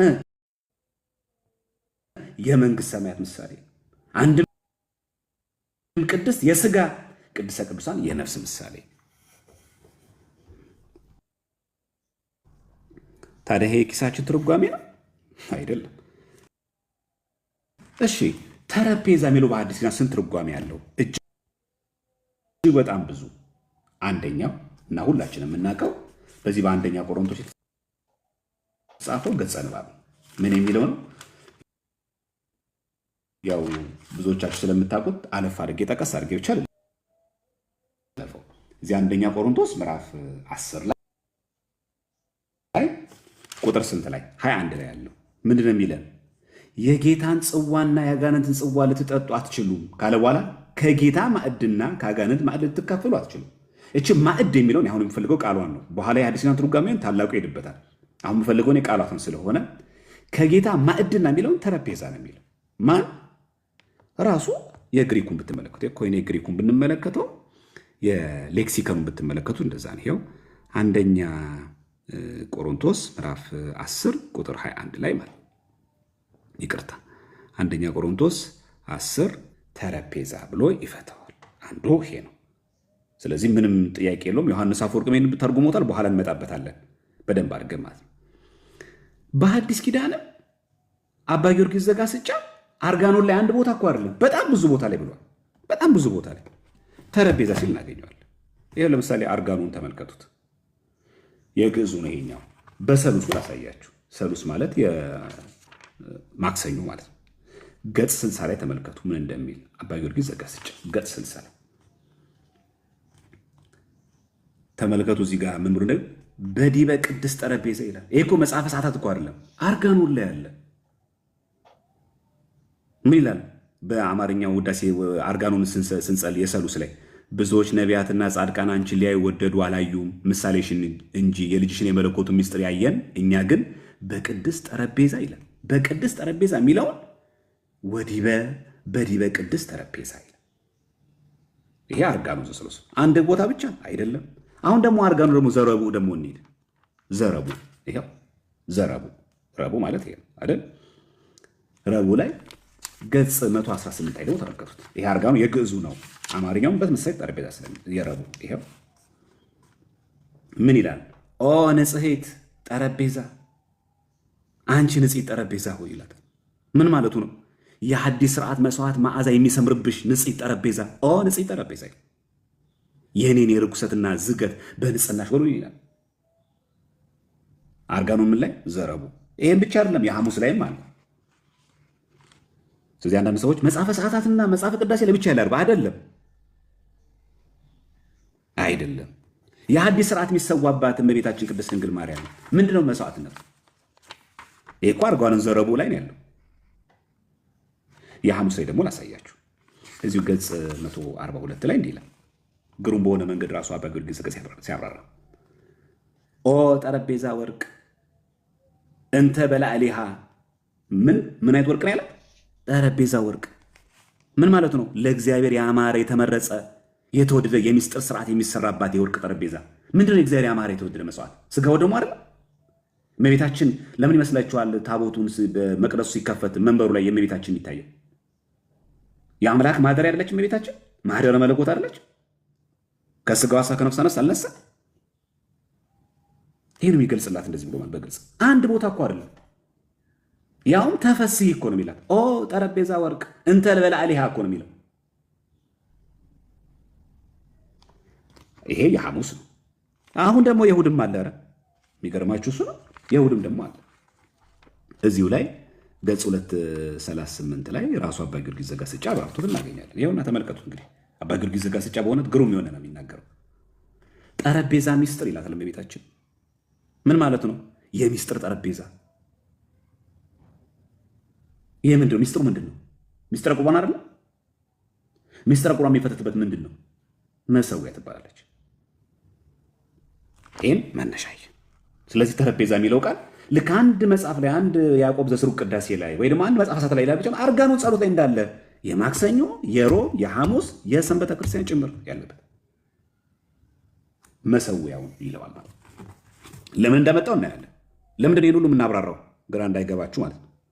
ለምንድን የዚህ ሁሉ ትንተና ያስፈልጋል? አሁን አማናዊው ህብስት 6 ይቀርባል። እኛ 12 ህብስት ነው የምናቀርበው። ህብስት በምን ተተክቷል? በስጋ ወደሙ። ህብስቱን ከንጹህ ስንዴ ወይኑን ከዘቢብ ስለሚዘጋጅ ምን ተባለ? ቁርባን። ከብሮ ስጋ ወደሙ ስለሚሆን በቅዳሴ ጊዜ መስዋዕት ይባላል። በሐዲስ ኪዳን መስዋዕትና በብሉይ ኪዳን ዘመን መስዋዕትና ቁርባን ይለያያል። በሐዲስ ኪዳን ግን አንድ ሆነ። በብሉይ ኪዳን ዘመን መሰዊያ ይኸውና ታቦቱ እዚህ ጋር ያለው። በሐዲስ ኪዳንስ መሰዊያውም ታቦቱም አንድ ነው። አዎ በብሉይ ኪዳን ዘመን ይሄኛው ማዕድና ይሄኛው ታቦት ቦታውም ሁኔታውም ይለያያል። በሐዲስ ኪዳን ግን ምን ሆነ? አንድ ሆነ። ህብስቱ ላይ የሚቀመጠው የማን ነው? የክርስቶስ ስጋና ደም። ምን ላይ? በታቦቱ ላይ። ድሮ እኮ ታቦቱ እዚህ ጋር ነው። ማዕዱ ጠረጴዛው ደግሞ እዚህ ጋር ነበረ። መሰዊያው እዚህ ጋር ነበረ። ዛሬ ግን መሰዊያው ጠረጴዛው ታቦቱም አንድ ነው። ድሮ ከእህል የሚቀርብ ነገር ነበር ቁርባን የሚባለው። ከእንስሳ ሲቀርብ ነው መስዋዕት ይባላል። አሁን ግን ቁርባን መስዋዕትም አንድ ነው። ከእህል ስለሚዘጋጅ ቁርባን ቆረበን ለአንድ ሰው ቁርባን ነው ይባላል። ከእንደገናስ መስዋዕትም ይባላል። በኋላ ይሄንን ታላቁ በደንብ አቅቶ ያመሰጥርልናል። ስዕሏን በደንብ እንዲገባን ለማድረግ ነው። እሺ ሚስጥረ ቁርባን ራሱ ማዕድ ይባላል። ቤት ላይ በሐዋርያት ሥራ ላይ የሐዋርያት ሥራ ላይ ብዙዎቻችሁ እንደምታውቋት እቺ ምዕራፍ 2 ላይ በተለይ ስለ ጰራቅሊጦስ በምንተነትንበት በምዕራፍ 2 በዚህ ላይ ማለት ነው ቁጥር 42 ላይ እንዲህ የሚል ቃል ገጸ ንባብ እናገኛለን። እንዲህ ይላል፣ በሐዋርያትም ትምህርት በህብረት እንጀራውንም በመቁረስ በየጸሎቱም ይተጉ ነበር። ይሄ እንጀራ መቁረስ ምንድን ነው? የደጅ ሰላም ምግብ ነው? የበረከት የጽዋ ነው? አይደለም። የምን ነበረ? እኔዋ አንድምታው ይኸው የሐዋርያት ሥራ ምዕራፍ 2 ቁጥር 42 ላይ እንደተመልከቱ ማዕድ የሚለውን ምን ብሎ እንደተረጎሙ አማርኛው ማዕድ ነው ያለው፣ ትርጓሜ ደግሞ እንደሚለው እንደሚፈታው ደግሞ የሐዋርያት ሥራ ምዕራፍ 2 ቁጥር 42 ላይ ነው። እሺ 2:42 ይቅርታ 42 ይኸውና እዚህ ጋር መጀመሪያ አማርኛውን በደንብ ስሙት ምን እንደሚል። በሐዋርያትን ትምህርት በህብረት እንጀራውንም በመቁረስ በጋራ ነው አይታችኋል። ኮሚኒየን ብለን የምንጠራው አይደለም። በመቁረስ ከዛ በየጸሎቱም ይተጉ ነበር። ይሄ እንጀራ መቁረስ ምንድን ነው? ተራ እንጀራ ነበር? እስቲ እንመልከተው ትርጓሜ አንድምታችን ቁጥር 42 ላይ ያለችው አንቀጽ ነበር።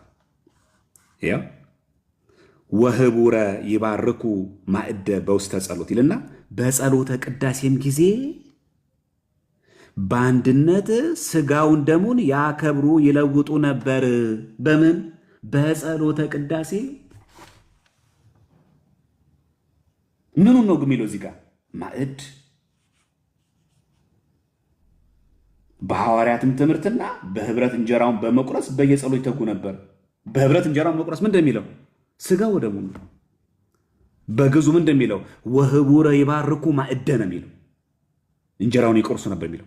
በጸሎተ ቅዳሴም ጊዜ በአንድነት ሆነው ቅዳሴ በአንድነት አይደለ? ህዝቡ ሳይሰበሰበው አንዱ እኮ ቅዳሴ እኮ አይጀመርም በስርዓታችን። ስጋውን ደሙን ያከብሩ ይለውጡ ነበር። ማዕዱም ይለዋል። ስጋው ደሙ ቁርባኑ ይባላል። ስጋው ደሙ ይባላል። እሺ ስጋዊ መብልና መጠጥም ማዕድ ይላል። በነገራችን ላይ ለእንትኑ እንዲያገለግለን ቃላቶቹን በደንብ እንድታውቁ ስለፈለግኩ ነው ይህንን በደንብ አብራራው። ግዕዙ እንጀራው የሚለው እንደሚለው ግዕዙ ማዕድ። ስለዚህ ማዕድ የሚለው ቃል ተራ ማዕድ ሳይሆን ምንድነው በጸሎተ ቅዳሴም ጊዜ ብሎ ያብራራዋል። አንድ እሱ። ሁለተኛው ደግሞ የሚበላ ምግብ ተራ እኛ አሁን የምንበላው ቁርስ፣ ምሳ፣ እራት ራሱ ማዕድ ተብሎ ጠረጴዛ ይሏል። ራሱ ምንም ጥያቄ የለውም እሱ። ቤቱ ጋር ካልን በሉቃስ ወንጌል በምዕራፍ 16 የሉቃስ ወንጌል ምዕራፍ 16 ነው። ይሄ ቁጥር 21 ተመልከቱ። 21 ነው። ከባለጠጋው ማዕድ ከሚወድቀው ፍርፋሬ ሊመገብ ይመኝ ነበር። ማን? አልዓዛር። ይህን ታሪክ እናውቀዋለን። ይሄንን ከባለጸጋው ማዕድ የሚወድቀውን ፍርፋሬ ማዕድ ግዕዙ ጠረጴዛ ነው የሚለው። ይሄ ማለት ታቦት ማለት ነው አይደለም። አይቱ ሰው የሚበላው ፍርፋሪ ምግቡ ራሱ ነው ይባላል፣ ማዕድ ይባላል። ግን እኮ ግሪኩ ጠረጴዛ ነው የሚለው። እናሳየው በሌክሲከኑ እንየው። የሉቃስ ወንጌል 16:21 የሉቃስ ወንጌል ምዕራፍ 16 ቁጥር 21 አልዓዛር ከባለጸጋው ከነዌ የሚወድቀው ፍርፋሪ ይበላ ነበር። ያንን ፍርፋሪ ማዕዱን ይኸው ተመልከቱ። ዘቴብል የሚለውን ጠረጴዛ ይለዋል። ሉቃስ ወንጌል 16:21 ላይ ያለው ጠረጴዛ ነው የሚለው። ስለዚህ በሐዲስ ኪዳን ጠረጴዛ የሚል በሙሉ ባገኘን ቁጥር ታቦቱ ነው እያልን አይደለም፣ መሰዊያው ነው እያልን አይደለም። ጠረጴዛ የሚለው ራሱ ፍቺው ራሱ በሐዲስ ኪዳን አንዱ ከባለጸጋው የሚወድቀውን ፍርፋሪ ይመኝ ነበር ማለት ከታቦቱ ላይ ማለቱ አይደለም። ለቱ ስባል ግን ግሪኩም ይላል እዚች ጋር ቁጥር 21 ላይ ያለው ከባለጠጋው ማዕድ የምትለዋን ቃል ማዕድ የምትለዋን ቃል ጠረጴዛ ይላል። ይሄንን ማስመር ተገቢ ነው። እንጨምር። ብርሃን ዓለም ቅዱስ ጳውሎስም ዳዊትን ጠቅሶ ሲናገር በሮሚ መልእክቱ ምዕራፍ 11 ላይ ማለት ነው ቁጥር 9 ላይ እንደዚህ ይላል። ዳዊትም ማዕዳቸው ወጥመድ፣ አሽክላ፣ ማሰናከያ፣ ፍዳ ይሁንባቸው ይላል። ማዕዳቸው ሲል ስጋው ደሙ ነው እያለ አይደለም። የሚበሉት ማዕድ እኔን እንደዚህ አድርገው እኔን ዳዊትን በግፍ ገፍተው የሚበሉት እንጀራ ሁሉ አፈር ያርግላቸው እንደማለት። ማዕዳቸው ወጥመድ፣ አሽክላ ይሁንባቸው ይላል። አንድ ስለዚህ ይህንን ምን ብሎ ይጠራዋል? ይህንን ማዕዳቸው ጠረጴዛ ይለዋል። ይህንን ማየት ከፈለጋችሁ ይኸው እዚህ ጋር በሌክሲከኑ ሮሜ 11 ቁጥር 9 ላይ እናገኘዋለን። ቁጥር 9 ላይ ማዕዳቸው የሚለውም እንዳለው ተመልከቱ። ራሱ ሐዋርያ ቅዱስ ጳውሎስ ዘ ቴብል ኦፍ ዘም ይላል። ዘ ቴብል የሚለው ጠረጴዛ ይለው ሮሜ 11 9። ስለዚህ ፍርፋሪ የሚበላው ማዕድ ራሱ ምን ተብሎ ይጠራል? ጠረጴዛ ይለዋል። ስለዚህ በሐዲስ ኪዳን ላይ በሙሉ ያገኘነው በሙሉ እንደዛ እያልን አይደለም። አገባብ አለው፣ ቦታ አለው እያልን የፍቅር ማዕድ አጋፔ ማዕዱ ራሱ ጠረጴዛ ይለዋል። ማን? መጽሐፍ ቅዱስ ምኑ ጋር? እዚህ የሐዋርያት ሥራ ምዕራፍ 6 ቁጥር 2 ላይ የሐዋርያት ሥራ ምዕራፍ 6 ቁጥር 2 ላይ እንደዚህ ይላል። 12ቱም ደቀ መዛሙርት ሁሉን ጠርተው እንዲህ አሏቸው፣ የእግዚአብሔርን ቃል ትተን ማዕድን እናገለግል ዘንድ የሚገባን አይደለም። ማዕድን የሚለው ነው እዚህ ጋር ምን ይለዋል? ጠረጴዛ ይለዋል። ምክንያቱም የአዲስ ኪዳን መጽሐፍ ነው የሐዋርያት ሥራ አብዛኛው የተጻፉት በግሪክ ቋንቋ። ስለዚህ ይህችን ማዕድ የሚለው ጠረጴዛ ይለው። አሁን የእግዚአብሔርን ማዕድ ልናገለግል አይገባም ማለት አይ ይሄ ማዕድ ያለው ጠረጴዛ ነው፣ ስለዚህ መሰዊያውን ልናገለግል አይገባም እያለ ነው። ስጋው ደሙን አናቀብላችሁም፣ የእኛ ስራ እሱ አይደለም እያለ ነው አይደለም። ሚስጥረ ቁርባን አያስፈልጋችሁም ቢቀርም ችግር የለውም እያለ ነው አይደለም። እቺ ማዕድ ምንድን ናት? የፍቅር ማዕድ አጋፔ የምትባለው እቺ ማዕድ ምን ትባላለች? ጠረጴዛ። እችን በሌክሲከኗ እንያት ካልን ሮማን ነው የሐዋርያት ሥራ ምዕራፍ 6 ቁጥር 2 ላይ የእግዚአብሔርን ቃል ትተን ማዕድ ልናገለግል፣ ያ ማለት አጋፔን እየፈጸምን ያው ሌሎች 7 ዲያቆናትን ምረጡ፣ ከዛ በህብረት ብሉ። እቺ ጠረጴዛ ይላል። ስንት? የሐዋርያት ሥራ ምዕራፍ 6 ቁጥር 2 ላይ የፍቅሩ ማዕድ ይለው። እሺ የስጋዊ ንግድ መነገጃ ሰው እነዚህ ጠረጴዛ ላይ አስቀምጦ ቅመማ ቅመም ምናምን በእንጨት በጣውላ የሰራው ሰው ያደርግ የለ ይነግር የለ ንግድ፣ ይሄ ራሱ ጠረጴዛ ይባላል። ኖርማል ጠረጴዛ ማለት ይሄ ገበያ አራዳ ምናምን መርካቶ የምናገኘው አሁን እንኳን እየቀረ ነው በዘመናዊ መንገድ። ድሮ አይታችሁ ከሆነ የሆነ የድሮ ጣውላ ጠረጴዛ ይመጣና እዛ ላይ ወርቅ ምናምን ሽንኩርት ምናምን ይደረደርበት የለ እንደዛ ማለት እሱ ራሱ ጠረጴዛ ነው መጽሐፍ ቅዱስ። እኛ አይደለም የምንለው። ምኑ ጋር ካለ የዮሐንስ ወንጌል ምዕራፍ 2 ላይ ይሄው የዮሐንስ ወንጌል ምዕራፍ 2 ላይ የዮሐንስ ወንጌል ምዕራፍ 2 ቁጥር ስንት ላይ 15 ላይ ተመልከቱ። የገመድም ጅራፍ አበጅቶ ጌታችን ማለት ነው ሁሉን በጎችንም በሬዎቹንም ከመቅደስ አወጣቸው፣ የለዋጮችንም ገንዘብ አፈሰሰ፣ ገበታዎቻቸውንም ገለበጠ ይላል። ይሄ ገበታ የትኛው ገበታ ነው? የብሉይ ኪዳኑ ገበታ አይደለም። ቤተ መቅደሱ ንግድ አድርገውበት በገበታው በጠረጴዛው ምን ያደርጉ ይሸጡ ነበር። እችን ገበታ የሐዲስ ኪዳኑ የዮሐንስ ወንጌል ምዕራፍ 2:15 ላይ ገበታውን ተረጴዛ ይላል። ተረጴዛ ማለት ታቦቱ ማለት አይደለም፣ መሰዊያው ማለቱ አይደለም። ገበታዎቻቸውን ገለበጠ ሲል ነው። ማስረጃ እናድርገው። ይኸው እንዲያው ዮሐንስ ወንጌል ምዕራፍ 2 ቁጥር 15 ላይ ማለት ገበታዎቻችሁም እንደሚል ተመልከቷት። እችኛዋን ፓርት ማለት ነው። ይኸው ዘቴብል አሁን ዘቴብል ስምታው ሚላ ተረጴዛ ገበታዎቻቸውን ኦቨርስሮ አረገ ማለት መቀንትን ሰወረወረባቸው ሲገለበጥባቸው እቺ ምን ብሎ ጠራት? ገበታዎቻቸው የሚለውን ዘቴብልስ የሚለውን ተረጴዛ ይለው። ይሄ ማለት መሰዊያውን ገለበጠ ማለት አይደለም። ግን በሐዲስ ኪዳን ነው የሚገኘው ቃሉ። የዮሐንስ ወንጌል ምዕራፍ 2:15 ላይ ጌታችን ጅራፉን አንስቶ ቤት የጸሎት ቤት ይባላል ያለባት ቦታ ናት። እቺ ግን ገበታ የሚለውን ግን የግሪኩ ተረጴዛ ይለው። አገባበደ ማየት ተገቢ ነው። እሺ ጌታችን ከደቀ መዛሙርቱ ጋር የቀረበበት የፋሲካው እራት ራሱ ማዕዱን ገበታ ይለዋል። የጸሎተ ሐሙስን አይደለም፣ የፋሲካ ማዕድ ተረጴዛ ይለዋል። ይህንን በሉቃስ ወንጌል አሳያችሁና እናንተ የሌክሲከኑን ተመልከቱ። የሉቃስ ወንጌል ምዕራፍ 22 ቁጥር 21 ላይ ምን አሉ? ነገር ግን አሳልፎ የሚሰጠኝ እጅ እነሆ በማዕድ ከኔ ጋር ናት። በማዕድ ከኔ ጋር ናት። እዚህ የፋሲካ ወራት የበላች ማዕዷ ምን ትባላለች? ተረጴዛ። በጣም የሚገርመው ነገር መጽሐፍ ቅዱስ ላይ ከንግድ የሚገኝ ትርፍ ራሱ ጠረጴዛ ይባላል። አይገርማችሁ? ከንግድ የሚገኝ እዚሁ የሉቃስ ወንጌል ላይ የምናገኘው ምዕራፍ 19 ላይ የሉቃስ ወንጌል ምዕራፍ 19 ቁጥር 23 ላይ እንዲህ የሚል ቃል አለ። እኔም መጥቼ ከትርፉ ጋር ወስደው ነበር አለው። ልክ የአንድ ሰው መክሊቱን የቀበረ ሰው አለ አይደል? ከዛ ያ ሰው እየቀበረው አይደል? ጌታ ምን አለ? ያን ሰው ለምን ቀበርክ? ለምን ተቀበል? ለኔ እኮ ብትሰጠኝ ኖሮ እኮ ሌላ ሰው ሰጠው ኖሮ እኮ ያተርፍ ነበር። አንተ ግን መክሊትን ቀበር ብሎ ሲወቅሰው ምን ያህል ጌታ እዚህ ጋር እኔም መጥቼ ከትርፉ ጋር ወስደው ነበር። ከትርፉ ጋር የሚለውን የግሪኩ ተረጴዛ ነው የሚለው። የሉቃስ ወንጌል 19:23 ላይ ያለው እንያትችል መልካም 19:23 ላይ የሉቃስ ወንጌል ምዕራፍ 19 ቁጥር 23 ላይ ከትርፉ ጋር ይወጣችሁ ዘባንክ ነው የሚለው ገንዘቡን ልክ አንድ ሰው ነዋሪ የለ አሁን ገና በእንጀራ የመጣ ይላል እኮ ሰው አይቹ እንጀራ ማለት ነው ማዕደር ደሞዜ ለማለት ነው ንግዴ ማለት ነው። እስኪ ምን ይላታል? ዘባንክ በግሪኩ ተረጴዛ ይለዋል። ሉቃስ 19:23 ላይ አይቹ ተረጴዛ የሚለው ቃል በመጽሐፍ ቅዱስ ያው በሐዲስ ኪዳን ስንት ትርጓሜ እንዳለው አያችሁ? ይሄን አይቹ እርጋታ፣ ስክነት፣ ቃላቶችን በሚገባ አገባብ ማወቅ፣ እንዴት እንደምንፈታው መረዳት፣ ከዛ ወደ ትርጓሜ መሄድ።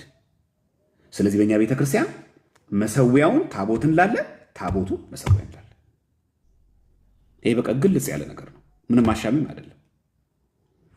ይህንን በመጽሐፈ ቅዳሴ ላይ በኋላ ላይ እናየዋለን። ይቅርታ በጣም ስላረዘምኩባችሁ። ወንድማችን ታላቁ ይቀጥላል።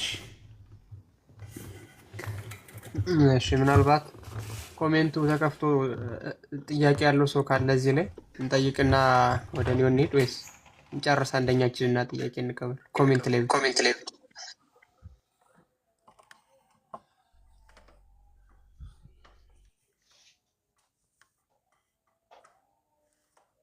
አልተሰማውም።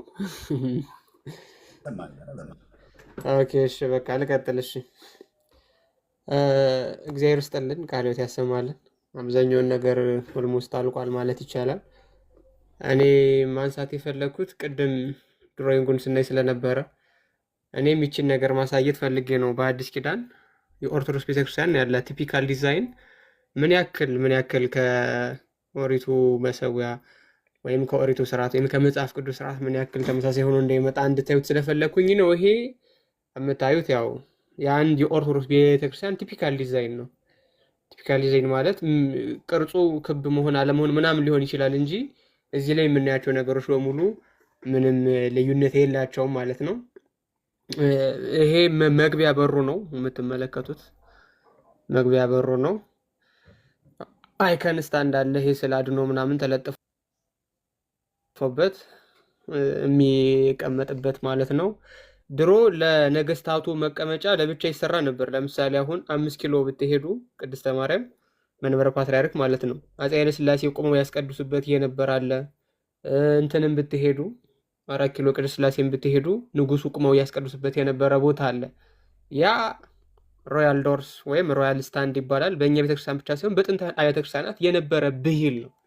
ነገስታቱ ቆመው የሚያስቀድሱበት ቦታ፣ በዚህ በኩል ንጉሱ፣ በዛ በኩል ንግስቷ ሆነው የሚያስቀድሱበት ቦታ አለ ማለት ነው። እነዚህ ምዕመናን የሚቆምባቸው ቦታዎች ናቸው። ይሄ ሊቀ ጳጳሱ የሚቀመጥበት ቦታ ነው። እዚህ ዩክንሲ መዘምራኑ የሚቆምበት ቦታ ደግሞ ይሄና መዘምራን ማለት ፍትሐ ነገስት ላይ የተቀመጡት ማለት ነው። ሹመት የሚጀምረው ከዛ ነው። እነሱ የሚቆምበት ቦታ አለ። ዲያቆኖች የሚገቡበት በር አለ። ይሄ እንደምትመለከቱት እሺ። እንዲህ እያለ ሄድና አሁን ዋና ቁም ነገርኛ የፈለግነው እዚህ ውስጥ ያለው ጉዳይ ነው። ያው እዚህ ላይ እንደምትመለከቱት ስዕለ አድኅኖ አለ፣ ወዘተርፈ ሥላሴ ከላይ ተስሎ ከዛ በታች እመቤታችን ሱራፌልና ኪሩቤል እመቤታችን ተደርገው የሚሳሉበት የአይኮኖክላስት የሚባል የራሱ የሆነ ደግሞ እንትን አለው፣ ስርዓት አለው ስዕለ አድኅኖ የሚሰራበት ማለት ነው። ምክንያቱም ዘጸአት 25 ላይ ስትመለከቱ ሌላው ነገር ቀርቶ እንኳን የልብሱ ዳይሜንሽን እንኳን ተቀምጧል በብሉይ ኪዳን ማለት ነው። የልብሱ ዳይሜንሽን ሳይቀር የመጋረጃው ዳይሜንሽን ሳይቀር ተቀምጦ ታገኙታላችሁ። ስለዚህ ያን ያክል ጥንቃቄ ለእንስሳ መሳዋት ካስፈለገው ለመለኮታዊ ስጋና ደም መስዋዕት ደግሞ ምን ያክል የበለጠ ጥንቃቄ ያስፈልገው የሚለውን እንድትገነዘቡ ስለፈለግኩኝና ያው ድሮይንጉን ይህን የሰራሰው እንዳብራራ ብዬ ነው። አንድ ቁጥር እዚህ ጋር የምትመለከቱት መሰዊያ አለ። አንድ ቁጥር ላይ መሰዊያ አለ። ሁለተኛ ይሄ ቴብል ኦፍ ፕሪፓሬሽን የሚሉት እነሱ እኛ መስዋዕቱን የምናቀርብበት ማለት ነው። ሶስተኛ ቻሊስ አለ፣ ቅዱስ ደሙ የሚቀመጥበት ይሄ ጽዋው ማለት ነው። ጽዋው ማለት ነው። ከዛ ውጪ ካህኑ በዚህ በኩል ነው የሚቆመው፣ ሰራኢ ካህኑ ማለት ነው። ሰራኢ ዲያቆኑ በዚህ በኩል ነው የሚቆመው፣ ንፍቅ ዲያቆን በዚህ በኩል ነው የሚቆመው፣ ንፍቅ ካህን በዚህ በኩል ነው የሚቆመው። እየገባችሁ እንድትሄዱ ስለፈለግኩኝ ነው። አራቱም ሰዎች ከዛ ውጪ አስመልካች የሚባል አለ። እሱ ከካህኑ ጥግ ሆኖ መጽሐፈ ቅዳሴውን ይዞ ያግዘዋል። ካህኑን እየገለጠ ምናምን ያሳየዋል። ሌላ ምንም የሚሰራው ስራ የለውም እና ተሰጦ ምናምን ይቀበላል። ስለዚህ አሁን ይሄ ስርዓት ቅድም ካያችሁት የቤተ መቅደሱ ስርዓት፣ ይሄ ስርዓት ዝም ብሎ እንደ እንግዳ ደራሽ እንደ አፈሳሽ ዱብ ያለ ሳይሆን ከጥንት ከመሰረቱ ከጥንት ከመጀመሪያው ጀምሮ የመጣና ቤተክርስቲያናችን ምን ያክል መግቦተ እግዚአብሔር ያልተቋረጠባት ቅድስት እንደሆነች እንድትረዱ ያስፈልጋል። ይሄ ነገር ስፔሲፊካሊ ለኛ ብቻ ነው ያለን። አሁን ብዙ ጊዜ ራሱ ይሄን ነገር ማለት ፖለቲካሊ ኮሬክት ያልሆነ እስኪመስል ድረስ ይደረጋል። በብሉይ ኪዳን ስርዓት ኖሮ የአዲስ ኪዳን መለኮታዊ ደም የሚፈትት አንድም ሀገር የለም። ይህንን ማወቅ መቻል አለባችሁ ሁላችሁም። እንዲህ ስንል አጉል ትምክህት በታሪክ መመጻደቅ ወይ ኢትዮጵያን ገንጥሎ ለመውሰድ ነው፣ ከአት ለመነጠል ነው። ታሪክ ነው ብራዘር፣ የነገረ ድነት ጉዳይ አይደለም። እነዚህ ሁሉ መሰዊያዎች ከዛ ቅድም ካየነው ከሆሊ ቴብሉና ከድንኳኑ ስርዓት የመጡ ናቸው። እነዛ ራሳቸው ማን ናቸው የሚለውን ግን አንዴ እችን ክፍል ወጣ አድርጌ ላሳይ። ወደ መስዋዕቱ እናንተኑ ከመምጣት ምንድን ነው ቅድም ዲያቆን ዘማርያም ሲያሳየን የነበረው ነገር በአጠቃላይ አሁን ምንድን ነው የሚጠቅመን ወይስ ዝም ብሎ ጊዜ ይገድልብን የሚል ስሜት እንዳይሰማችሁ። የቅዱስ ጳውሎስ መልእክት ወደ ዕብራውያን ሰዎች ምዕራፍ 9 ሙሉ የሚያብራራው አሁን ዲያቆን ዘማርያም በደንብ አድርጎ ያስተማረንን ነገር ጠቅልሎ ወደ አዲስ ኪዳን ይዞት ይመጣል ቅዱስ ጳውሎስ ማለት ነው። ለዛ ነው ሰፊ ጊዜ ሰጥቶ ሲያብራራ የነበረው። እዚህ ጋር ስንመጣ ግራ እንዳትጋቡ ነው። ፊተኛይቱም ደግሞ የአገልግሎት ስርዓትና የዚህ ዓለም የሆነው መቅደስ ነበራት አለ። ቅድም ሲያብራራው የነበረውን መቅደስና ያንን ሁሉ ስርዓቱ ምንድነው የሚለው? የዚህ ዓለም የሆነው መቅደስ ነበራት ይላል። አያችሁ፣ ምድራዊ ነው። ክህነቱ ምድራዊ ነው። አገልግሎቱ ምድራዊ ነው። ድንኳኑ ምድራዊ ነው። የመጀመሪያይቱ ድንኳን ተዘጋጅታ ነበርና በእርሷም ቅድስት በምትባለው ውስጥ መቅረዙና ጠረጴዛው አለ። አያችሁ፣ መቅረዝና ጠረጴዛው የመስዋዕቱም ህብስት ነበረባት። ቅዱስ ጳውሎስ ራሱ ደግሞ ያስቀምጠዋል። ቃል በቃል ነው የሚያስቀምጠው። መቅደሱና ጠረጴዛ የመስዋዕቱም ህብስት ነበረባት። ከሁለተኛይቱ መጋረጃ ወዲያ ቅድስተ ቅዱሳን የምትባል ድንኳን ነበረች። ቅድም ሲያሳየን የነበረው ነገር በሙሉ ማለት ነው። ኦኬ እያለ እየዘረዘረ መጣ። ቅድም ስላያችሁት ነው። ቁጥር 10 ላይ ምን እንደሚል ተመልከቱ። ይህ ለአሁኑ ጊዜ ምሳሌ ነው አለ። ይህ ለአሁኑ ጊዜ ምሳሌ ነው። በሐዲስ ኪዳን ለምንገለገልበት መስዋዕት ምንድነው? ምሳሌ ነው። እንደዚህ መባና መስዋዕት ይቀርባሉ። ልክ እንደምኑ ልክ እንደ ኦሪቱ ስርዓት መባና ምን መስዋዕት ይቀርባሉ። እነዚህም እስከ መታደስ ዘመን ድረስ እየተደረጉ ስለ ምግብና ስለ መጠጥም ስለ ልዩ መታጠብም የሚሆኑ የስጋ ስርዓቶች ብቻ ናቸውና የሚያመልከውን በህሊና ፍጹም ሊያደርጉት አይችሉም አለ። ቅድም ምን ብለናል? ስርዓቱ ምድራዊ ነው፣ ክህነቱ ምድራዊ ነው፣ አገልግሎቱ ምድራዊ ነው፣ ድንኳኑ ምድራዊ ነው። ለምን? ምሳሌ ነዋ። አማናዊው ድንኳን፣ አማናዊው መሰዊያ፣ አማናዊው መስዋዕት፣ አማናዊው ሊቀ ካህን ሲመጣ ቦታውን ይለቃል። ምሳሌ ብቻ ስለነበረ ማለት ነው። አሁን 11 ላይ ነገር ግን ክርስቶስ ይመጣ ዘንድ ላለው መልካም ነገር ሊቀ ካህናት ሆኖ አለ በምትበልጠውና በምትሻለው በእጆችን ባልተሰራች ማለት ለዚህ ፍጥረት ባልሆነች ድንኳን የዘላለምን ቤዛነት አግኝቶ አንድ ጊዜ ፈጽሞ ወደ ቅድስት በገዛ ደሙ ገባ እንጂ በፍየሎችና በጥጆች ደም አይደለም። አሁን የፍየሎችና የጥጆች ደም ምን ነበረ ድሮ? መስዋዕት በምኑ ላይ የሚቀርብ? በመሰዊያው ላይ የሚቀርብ። ቅድም ባልነው ይሄው በዛ ላይ የሚቀርብ መስዋዕት ነበር ይሄ። ታዲያ ክርስቶስ ምንድን ነው ያደረገው? የፍየልና የበግ ደም ይዞ ሳይሆን የራሱን ደም ይዞ ወደ መሰዊያ ገባ። ያ መሰዊያ ስለ 3 ነገር ተተርጉሞ እናገኘዋለን። ቅዱስ መስቀሉ ራሱ፣ በቅዱስ ቁርባን ጊዜ የምንሰዋበት ያ ታቦቱ ራሱና ራሱ ክርስቶስ እንኳን መሰዊያ ተብሎ ተነግሮለታል። ራሱ ክርስቶስ ማለት ነው። ይህንን ምናልባት በኋላ ስመለስ በደንብ ሰፋ አድርጌ ላየው እችላለሁ። ግን እዚህ ላይ እንድትይዙት ያስፈለገው ነገር ምንድን ነው? በኦሪት የነበረው ያ ሁሉ ስርዓት ማሳያነቱ ለሐዲስ ኪዳን ነው። ወደ ሐዲስ ኪዳን ስንመጣ የመስዋዕት ስርዓት ከየት መጣ፣ የመስዋዕት ጉዳይ ከየት መጣ ለሚለው ማብራሪያና ማሳያ እንዲሆናችሁ ነው የብሉይ ኪዳኑን ማየት ያስፈለገው ማለት ነው። ይሄንን ምናልባት አንደኛ ቆሮንቶስ ምዕራፍ 10 ላይ ያለውን እሷንም ላንሳና በደንብ አድርገን እናብራራታለን። ልብ በሉ። አንደኛ ቆሮንቶስ ምዕራፍ 10 ሲጀምር ወንድሞች ሆይ ይህን ታውቁ ዘንድ እወዳለሁ። አባቶቻችን ሁሉ ከደመና በታች ነበሩ፣ ሁሉም በባህር መካከል ተሻገሩ። ሁሉም ሙሴን የተባበሩ ዘንድ በደመናና በባህር ተጠመቁ አለ። በደመናና በባህር መቼ ነው እየተጠመቁት? መሻገር ተአድወት ወይም ይሄ መሻገር የሚባለውን ጥምቀት ብሎ ነው የሚያስቀምጠው። ሁሉም ያን መንፈሳዊ መብል በሉ፣ ሁሉም ያንን መንፈሳዊ መጠጥ ጠጡ አለ። ይከተላቸውም ከነበረው ከመንፈሳዊ አለት ጠጥተዋልና ያም ማለት ክርስቶስ ነበረ አለ። አሁን ክፍሉ እያበራራ ያለው በብሉይ ኪዳን ስለተነገረው ስለ ክርስቶስ ነው እንጂ በሰንበቴ ስላለ ምግብ አይደለም።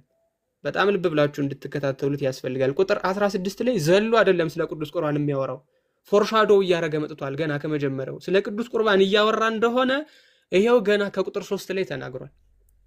ኦኬ ቁጥር 3 ጀምሮ ገና ተናግሯል። ስለ መስዋዕት ዘሎ አይደለም የሚያወራው። ከዛ ተመልከቱ። ለሰው ሁሉ ከሚሆነው በቀር ምንም ፈተና አልደረሰባችሁም፣ ነገር ግን ከሚቻላችሁ መጠን ይልቅ ትፈተኑ ዘንድ የማይፈቅድ እግዚአብሔር የታመነ ነው፣ ትታገሱም ዘንድ እንድትችሉ ከፈተናው ጋር መውጫውን ደግሞ ያደርግላችኋል ካለ በኋላ አሁን ቁም ነገሩን የሚያወራው እዚህ ላይ ነው። ስለዚህ ወዳጆች ሆይ አለ ጣዖትን ከማምለክ ሽሹ፣ ልባሞች እንደመሆናችሁ እላለሁ፣ በምለውም ነገር እናንተ ፍረዱ አለ። እሺ ከዛ ቀጠለና የምንባርከው የበረከት ጽዋ ከክርስቶስ ደም ጋር ህብረት ያለው አይደለምን? እቺ ቃል ህብረት የሚለው ኮይኖኒያ ነች። የግሪኩን ሄዳችሁ ብትመለከቱት ኮይኖኒያ ማለት ምን እንደሆነ አንዴ እዚህ ጋር ላሳያችሁ። ይኸው ኮይኖኒያ ማለት ፌሎሺፕ፣ ሼሪንግ፣ ኮንትሪቢዩሽን፣ ፓርቲሲፔሽን ማለት ነው። ቃሉ ራሱ ህብረት፣ አንድነት፣ ሱታፌ ማለት ነው። ሱታፌ ማለት ነው። አሁን ይሄ ስለ ቅዱስ ቁርባን እንደሆነ ቅዱስ ጳውሎስ ራሱ ስለሚያብራራልን ሌሎች ኮመንታሪዎችን ማየት ላይ ይጠበቅብን ይችላል። አሁን ልብ በሉ። የምንባረከው የበረከት ጽዋ ከክርስቶስ ደም ጋር ህብረት ያለው አይደለምን ሲል አንድነት ያለው ማለት ነው። ኮሚዩኒየን ያለው ማለት ነው። ከዛ ቀጠለና ደም ብቻ ነው እንደምንቀበለው? አረ ቅዱስ ስጋውም አለ። የምንቆርሰውስ እንጀራ ከክርስቶስ ስጋ ጋር ህብረት ያለው አይደለምን? አሁን የሚችህ ህብረት ኮይኖኒያ ናት፣ አንድነት፣ ሱታፌ ማለት ነው። አሁን ልብ በሉ። ይሄ የሰንበቴ ነው ብለህ ከፈታኸው በሰንበቴ ምግብ ምዕመናን በአንድ ስጋ ይሰበሰባሉ? አይሰበሰቡም። ከዛ ቀጠለና ግን ምን አለ? አንድ እንጀራ ስለሆነ እኛ ብዙዎች ስንሆን አንድ ስጋ ነን አለ። የቱ ነው የአንድ እንጀራ? የምንቆርሰው እንጀራ። ስለዚህ ይህ እንጀራ የሰንበቴ ነው እንዴ? አረ ቅዱስ ስጋው ነው። አረ ክቡር ደሙ ነው። ክቡር ደሙ ነው። በዝክር እንጀራ መታደስ፣ በዝክር እንጀራ የአንድነት ጉዳይ ቢመጣማ ክርስቶስ በከንቱ ሞታ። ዘክሩ ማይለን ምን ስጋውን አስቆረሰው? ምን ስጋውን አስቆረሰው? እንደዛ ከሆነ ለፍቷል፣ እሱም ከንቱ ልፋት። ስለዚህ አንድ እንጀራ ስለሆነ እኛ ብዙዎች ስንሆን አንድ ስጋ ነን አለ። ይህንን በሮሜ መልእክቱ ምዕራፍ 9 ላይም በደንብ አድርጎ ነው የሚያብራራው። በነገራችን ላይ ሁላችንም ያን አንዱን እንጀራ እንካፈላለንና ያ እንጀራ ማን ነው? ከክርስቶስ ስጋ ጋር ህብረት ያለው እንጀራ ማለት ነው። ስለዚህ አሁን ያ መስዋዕትም በአዲስ ኪዳን አለ ማለት ነው። ሐዋርያት ይቆርሱት የነበረው እንጀራ፣ የሚቀዱት የነበረው ጽዋ፣ የበረከት ጽዋ ማለት ነው አለ። ያ ደግሞ ማን ነው? ቅዱስ ስጋውና ክቡር ደሙ ነው። ይህንን በደንብ አስረግጣችሁ መያዝ መቻል አለባችሁ። እንዲሁ ይሄንን እስኪ እንደው ቅዱስ ዮሐንስ አፈወርቅ እንዴት እንዳብራራው ለማመልከት ያህል አንዴ እንመልከት። እሺ ቅዱስ ዮሐንስ አፈወርቅ ይህንን ክፍል ሲያብራራ ነው፣ በደንብ ተመልከቱ። for what he says is this አለ this which is in the cup is that which flowed from his side and of that do we partake አላያችሁት? ይሄ የበረከት ጽዋ የሚለው ከክርስቶስ ጎን የፈሰሰው ነው አለ። ከክርስቶስ ጎን ከፈሰሰውም እንካፈላለን፣ አንድነት እናደርጋለን። ሆሚሊውን ተመልከቱት። ይሄው የቅዱስ ዮሐንስ አፈወርቅ ትርጓሜ ነው። but he called it cup of blessing because holding it in our hands we so exalt him in our hand። ይሄ በቅዳሴ ጊዜ የምናደርጋቸው መባረኮች ስላሉ ብለሲንግ የሚለውን ያስቀመጠው እኛ በዛ ህብስት ስለምንባረክ፣ ሁለተኛ ደግሞ በቅዳሴ ጊዜ ያሉትን ጸሎቶች ብለሲንግ ብለን ስለምንጠራቸው ነው ብሎ እንደዚሁ ያብራራል ማለት ነው። ስለዚህ አሁን በብሉይ ኪዳን የነበሩት እነዛ ሁሉ ነገሮች ጥላ ናቸው ወይም ምሳሌ ናቸው ተብሎ ሲነገርላቸው እንደው ቀጥታ እንዲሁ በከንቱ ብቻ ሳይሆን ለሐዲስ ኪዳኑ ለእኛ ምሳሌ ነው የሚለውንም እንድትይዙ ስለፈለኩኝ ነው። እኛስ መሰዊያ አለን ወይ? አሁን መሰዊያ አለን ወይ? መሰዊያ አለን ወይ? ቅዱስ ጳውሎስ መሰዊያ አለን ይላል። ይኸው ዕብራውያን ምዕራፍ 13 ቁጥር 10 ላይ ተመልከቱ። ዕብራውያን ምዕራፍ 13 ቁጥር 10 ላይ መሰዊያ አለን፣ ከእርሱም ሊበሉ ድንኳኒቱን የሚያገለግሉ መብት የላቸውም ማለት። አሁን ከዚህ በፊት ታስታውሱ ከሆነ በድንኳኑ የሚያገለግሉት ካህናት ህብስቱንም የእንስሳውንም ስጋ የሚበሉት እነሱ ራሳቸው ነበሩ። ኢቭን ቅዱስ ዳዊት ራሱ ያልተፈቀደለትን የቤተ መቅደስ ህብስት ስለራበው በልቷል። ይህንንም ጌታችን እንኳን በወንጌል ጠቅሶታል። ያልተፈቀደለትን ምግብ በልቷል ስለራበው ማለት ነው። ስለዚህ አሁን በቤተ መቅደስ የነበረውን በብሉይ ኪዳን ማለት ነው በኦሪታዊ ታይካ የነበረውን ያንን ሁሉ ስርዓት ማድረግ መብላት የሚችሉ የነበሩ ካህናቱ ብቻ ናቸው። አሁን ባለው መሰዊያ ግን አሁን ባለው መስዋዕት ግን እነዚያ ካህናት ከዚያ ሊበሉ እኛ ደግሞ ላንበላ መብት የላቸውም። ካህኑም ቆራቢ ነው፣ ክርስቲያኑም ቆራቢ ነው። ካህኑም ከመስዋዕቱ ይቀበላል፣ ክርስቲያኑም ከመስዋዕቱ ይቀበላል። መስዋዕት እንዳለን ተመለከትን። መሰዊያ ሳለን ወይ? ይሄው አለን። ቅዱስ ጳውሎስ እግዚአብሔር ይስጠው በማያወላዳ ቃል ነው ቁጭ የሚያደርግልን፣ ወዲያ ወዲህ በማያስብል ቃል ማለት ነው። ወዲያ ወዲህ በማያስብል ቃል። ስለዚህ አሁን ምን እንድትረዱ ስለፈለኩኝ ነው ይህን ሁሉ ነገር ማሳያችሁ። የብሉይ ኪዳኑ በብሉይ ኪዳን የተቀመጡት ነገሮች ሁሉ እንዲሁ እንደከንቱ እንዲሁ ዝም ብሎ ምሳሌ የሌላቸው ወይም ደግሞ እንደው ቁጭ ያሉ ነገሮች ሳይሆኑ ምን እንደሆኑ በደንብ እንድትረዱት ስለፈለኩኝ ነው። አንዴ እንትኑን ልክፈትላችሁ እና መልሽ። እሺ ምሳሌነቱን በደንብ ከተረዳን ታቦት በአዲስ ኪዳን በዋነኝነት እኛ ክርስቲያኖች ስንሆን ታቦት ማለት በዋነኝነት የመጀመሪያ ትርጉሙ በአዲስ ኪዳን ማን ነው ከተባለ እያንዳንዱ ክርስቲያን ነው። ምክንያቱም እኛ የመንፈስ ቅዱስ ማደሪያዎች ነን፣ የእግዚአብሔር ቤተ መቅደሶች ነን። እዚህ ቤዚካሊ ታቦት ማን ነው በአዲስ ኪዳን? እያንዳንዱ ክርስቲያን፣ የተጠመቀ ክርስቲያን የእግዚአብሔር ታቦቱ ነው። ቅድም ታቦት ማለት ቤተ አደረ ኖረ ብለናል፣ ማደሪያ መኖሪያ ማለት ነው። ስለዚህ ሁላችንም ከአብራክ መንፈስ ቅዱስ ከማኅፀነ ዮርዳኖስ የተወለድን ክርስቲያኖች በሙሉ የእግዚአብሔር ታቦቶቹ ነን። አንደኛ ቆሮንቶስ ምዕራፍ 6 ቁጥር 19 ተመልከቱ። ይሄ ምን እንደሆነ በደንብ እንድትረዱት ማለት ነው። ስለዚህ ሁለተኛስ በቅዳሴ ጊዜ ስጋው ደግሞ የሚፈተትበት መሰዊያ ራሱ እሱ ታቦት ይባላል። አሁን ልብ ብላችሁ ተመልከቱ። ቅዱስ አግናጤዎስ ነው ወደ ፊላደልፊያ በላከው መልእክቱ ምዕራፍ 4 ላይ ምን ይላል? ቴክ ሂድ ዘን ቱ ሃቭ በት ዋን ኢዩካሪስት፣ አንድ ስጋው ደግሞ አለ መስዋዕት ማለት ነው። ፎር ዜር ኢዝ ዋን ፍሌሽ ኦፍ አወር ሎርድ ጂሰስ ክራይስት፣ የክርስቶስ አንድ ስጋ አለንና። ኤንድ ዋን ካፕ ቱ ሾው ፎር ዘ ዩኒቲ ኦፍ ሂዝ ብለድ፣ ደሙንስ የምንወክልበት ደሙ የሚመጣበት ከደሙ ጋር ህብረት የምናደርግበትስ አንድ ጽዋ አለን። ቅድም ቅዱስ ጳውሎስ ፎርሻዶው ሲያደርገው የነበረውን ነገር አይሆን በርሊ ቸርች ፋዘርስም እናገኘዋለን ማለት ነው። ከዛ ምን ይላል? ዋን አልታር፣ አንድ መሰዊያ አለን፣ አንድ መሰዊያ አለን። እሺ there is one bishop along with the presbyters and deacons, my fellow servants, that is so whatsoever you do you may do it according to the will of God አለ። አያችሁት? አንድ መሰዊያ አለ። የሆኑ ምእመናን የሆኑ ክርስቲያኖች ከክርስቶስ ስጋና ደም በምን መልኩ ነው ህብረት የሚያደርጉት? በመሰዊያው ስር፣ በካህኑ ስር፣ በዲያቆኑ ስር፣ በሊቀ ጳጳሱ ስር ሆነው ከዚህ ከቅዱስ ስጋና ከክቡር ደም እየተሳተፉ ወደ ክርስቶስ ምልአት ልክ ያድጋሉ ማለት ነው። ያድጋሉ። አሁን ቃላቱም ተብራርተዋል። በብሉይ ኪዳን ያለው ጥቅምም ተብራርቷል። በአዲስ ኪዳን ያለው ጥቅምም ተብራርቷል። ምናልባት በኋላ ላይ ተመልሼ እንትን እለዋለሁ፣ አሳየዋለሁ። ክርስቶስ ራሱ ታቦት ወምስዋዕ ይባላል። እሱ ክርስቶስ ራሱ ማለት ነው። መልካ ኢየሱስ ሰላም ላስናኒከ አያታናቁ ለተሰካ በፈትለ ስጋ ወደም እስከ ስራ ይሆን ጸና ኢየሱስ ክርስቶስ ዘተሰሜ ከምስዋዕ ከርስየርህ በጊዜ ወውሳጤ ጉሬ ጸማ እንመለኩነኒ ሀበኒ ስጋ ከመብላል። አሁን ልብ በሉ። ክርስቶስን ማን ዘተሰሜ ከምስዋዕ መሰዊያ የተባልክ ክርስቶስ ሆይ ይለዋል። ያጅ መሰዊያ የተባልክ ክርስቶስ። አሁን ክርስቶስ ራሱ ምስዋዕ ደግሞ ተብሎ መጣ። እዛው መልካ ኢየሱስ ሰላም ለመዛረይ ከላይ ደግሞ ተመልከቱ።